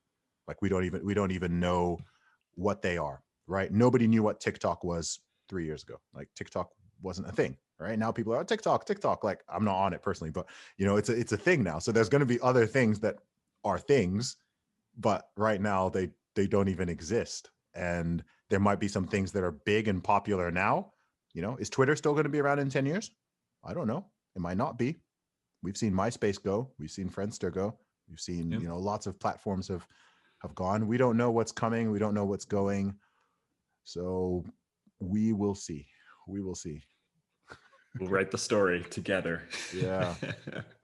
I to bring it back, I think just some comments on what I got from what you're originally mentioning is sort of this idea of, you know, you've been a lifelong seeker of I guess knowledge and a lifelong learner, in sort of education has sort of been really central to you, and again, I think I really echo what you said about the about your path into understanding human psychology. It's not through being taught it at school, but through actually practical psychology in terms of like learning. Sorry, guys. In terms of learning about it by interacting with people, which is actually in my mind, when people tell me these days about, oh, I've got a degree in something, I actually think, yeah, you poor bastard. Like I actually feel bad for them because, like, you know, especially like for me, the funniest ones are usually psychology fucking degrees or economics degrees. Like in economics, they don't even teach you fucking praxeology, which is the foundation of economics. So it's like these degrees are worthless. And then, you know, psychology these days is no longer about teaching somebody to be at, you know, cause and like the stuff that we mentioned earlier about, you know, Alfred Adler stuff and Viktor Frankl stuff. It's literally about teaching you how to treat others as patients that are broken, so that you can diagnose them with 6,000 labels and then feed them fucking drugs afterwards. It's so these days, I think, you know, a lot of what comes up in schooling is no longer education. It's actually a bad mark for me. And I really echo that journey that you sort of have taken, which is one where you've had to figure it out, not been told what to do. It's about I'm really intrigued. I'm if I have like one like gigantic overarching interest, it might be trying to, you know, I'm very intrigued by the human experience. Like so that's why I'm interested in history, psychology, politics, morality, religion, all this stuff, right? Because it's all the human experience, you know, families, friends, connections, all of these things. And again, having grown up in a place like Saudi Arabia, right, the way certain things are done there is really different. And I noticed this as a child, right? Like I'm a child, so I'm there and I'm like, okay, this is interesting. They do this thing here. And then you go to the UK and it's really different, right? Even here's something you might not even know, right? Like in the days of the week like are different, right? So in Saudi Arabia, the week runs from Saturday to Wednesday, and then Thursday and Friday is the weekend, right? And then so like, and then I go to the UK and I'm like, wait, what do you mean? What do you mean? Like I was confused by Saturday and Sunday being the weekend, right? I was confused, right? Because I'd grown up with it being Thursday and Friday. And then when you think about it, it's because in Christianity, the holy day is Sunday. In Islam, the holy day is Friday. So the week is based around, so, you know, little things like that. And then cultural aspects. And then I go back to Nigeria and I visit family and there are certain traditions and things that are happening. And then I'm like, you know, so I'm just growing up seeing these different things. And I'm like, okay, why is it like this here? Why is it like that there? Why do people do this? Even the clothes people wear, like, okay, why is it like that? Just asking questions and just being curious. So I'm always seeing things and just trying to be like, okay, why is it like that? Why are some people liberal and some people conservative and some people are libertarian? Like, why? And then with given that exists, how do they get on with each other, right? Why are some people inclined to believe this and some people are inclined to believe that? Why do some people do this and some people do that? I'm always asking myself these questions and just trying to understand them. And that's like a real lifelong process for me. And you know, like it's part, I'm not married and I don't have kids yet, but it's even part of the reason why I feel like I have to, right? Like I want to for a lot of reasons, but part of it, like in a weird way, is almost like that's a huge part of the human experience, right? So if I'd never got married or had kids, it's like, oh, I'm missing out on like, I'm actually missing out on like a huge, extremely important part of the human experience, right? I'm part of an unbroken chain of people having children, right? So that can't end with me. and I won't know what it's like. I've got 9 nieces and nephews, but I won't know what it's like to be a father until I become one. And it's a life, and once you are one, you're one for the rest of your life, right? So, and you'll learn from that, and you'll grow, and you'll develop, and all of that. And so it's like, I don't think you can even, man, this might be controversial, but it's like, I don't even think you can fully, you can't fully have the full human experience, in fact, unless you become a parent. Like, it's not actually possible, right? Because you'll always miss out that big chunk, right? That big chunk. So yeah, you can have all these other experiences, you can do all this learning, you can do whatever, but actually without that, it's like, oh, actually you missed out on a big part of the potential story there. And there's going to be certain things that, oh, you never learned that thing because you never did that and whatever. So, it's some people might think that's almost like a weird perspective, but I think that's what sort of drives a lot of my things and a lot of my curiosity, and why I'm always just throwing out random thoughts and ideas and asking questions, because I'm just trying to understand things. Like, I go to the USA and I'm like, oh, that's really different to how it is in England. Why? Right? I go over there, I'm like, oh, why is this like that? I think digging for that underlying why is very cool. And there's a quote from the investor Naval Ravikant that I like a lot, where he says, knowledge nowadays is abundant. It's the desire to learn that's scarce. I think that's really true. That's true. Very spot on. It's very spot on. Gentlemen, I've got to jump on to a call shortly. So if we start to tie this up, is there any final comments, thoughts, or ideas from either of you? So I want to do that, and then I also want to ask for a couple, probably 3 to 5 resources from each of you that you guys have felt like have been influential, whether they be talks or books or audiobooks or something like that, or podcasts. And then we'll I'll get you guys to share where people can find you. Start with any final thoughts. For sure. I send you to slaughter. For sure. I'll go first. For me, I would say final thoughts are, like, I love these types of discussions. I think that this type of just critical thinking about why some big aspects of society are the way they are is important. And I'm grateful for the opportunity to talk with you two about it, because I know you two think very deeply about a lot of this stuff.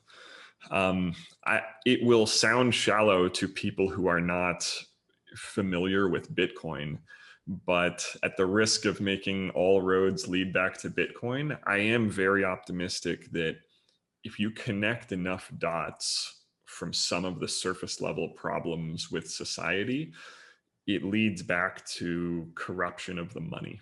And my hope is that the more people who adopt Bitcoin, the more we can fight back against that and restore long-term thinking and principles into so many facets of our society. So I would encourage people to look into Bitcoin with an open mind if they're not already Bitcoiners. I'm as far as where to find me, I'm on Twitter. I tweet mostly about Bitcoin stuff, but broadening it a little bit lately. S-then-C, S-T-H-E-N-C is my Twitter. I'd say as far as resources, I already mentioned Atlas Shrugged. That was huge for me. Would recommend that. My favorite business book is Peter Thiel's 0 to 1. I am convinced that in terms of like business value per word, that one can't be beat. It's very succinct. Yeah. No word is wasted. An excellent read. And then one that's pretty recent, but has got me thinking is, it's called Democracy, the God That Failed by Hans Hermann Hoppe, who's another Austrian. So good. Yeah. And it's got it's got kind of a title that tries to hook you and get you intrigued. It has a controversial thesis that maybe some aspects of monarchy make a lot of sense relative to democracy. He's certainly not saying like in all cases and all implementations, one is better than the other, but just kind of analyzing the incentives of the systems. He's sort of making the case that monarchy is better than most people believe. And it's new to me and I'm still digesting it, but I tend to agree so far. I'm certainly intrigued. So I'd encourage people to check that one out too. Awesome. Zuby, over to you, buddy. Yeah, sure thing, man. So yeah, I mean, I think I'll just give like a couple words of encouragement for anyone who's listening. I think the first one, and this is something I repeat often, but for every individual, for all of us, just to recognize the potential that you have in every sense of the word, mentally, knowledge, skills, physically, spiritually, relationships, financially, everything. Like, try to fulfill your potential. Like, do your best. It's impossible to do all the way because potential is infinite. But I think that there are so many people out there who just are just sitting on their potential, sitting on their talent, sitting on the abilities to do a lot of different things. So I always want to encourage people to do that. And then also I encourage people to, encourage people to have courage, like to be just a bit more bold, a little bit more courageous, because I think that a lot of the problems that we talk about stem from people knowing the truth but not wanting to say it, or even in some cases having an opinion and not sharing it. And I think that that is what slowly degrades society on a lot of ways, and it erodes our freedom, and it leads to it's like a long slippery slope to tyranny and problems and division and stuff like that. So I encourage people to just be a bit more bold and courageous wherever you are, however you can do it, and just and be open-minded as well. Be willing to have discussions, be willing to have debates, be willing to talk to people whether you agree, disagree, partially agree, whatever. Like, it's not going to hurt you. Right? It's just be willing to do that.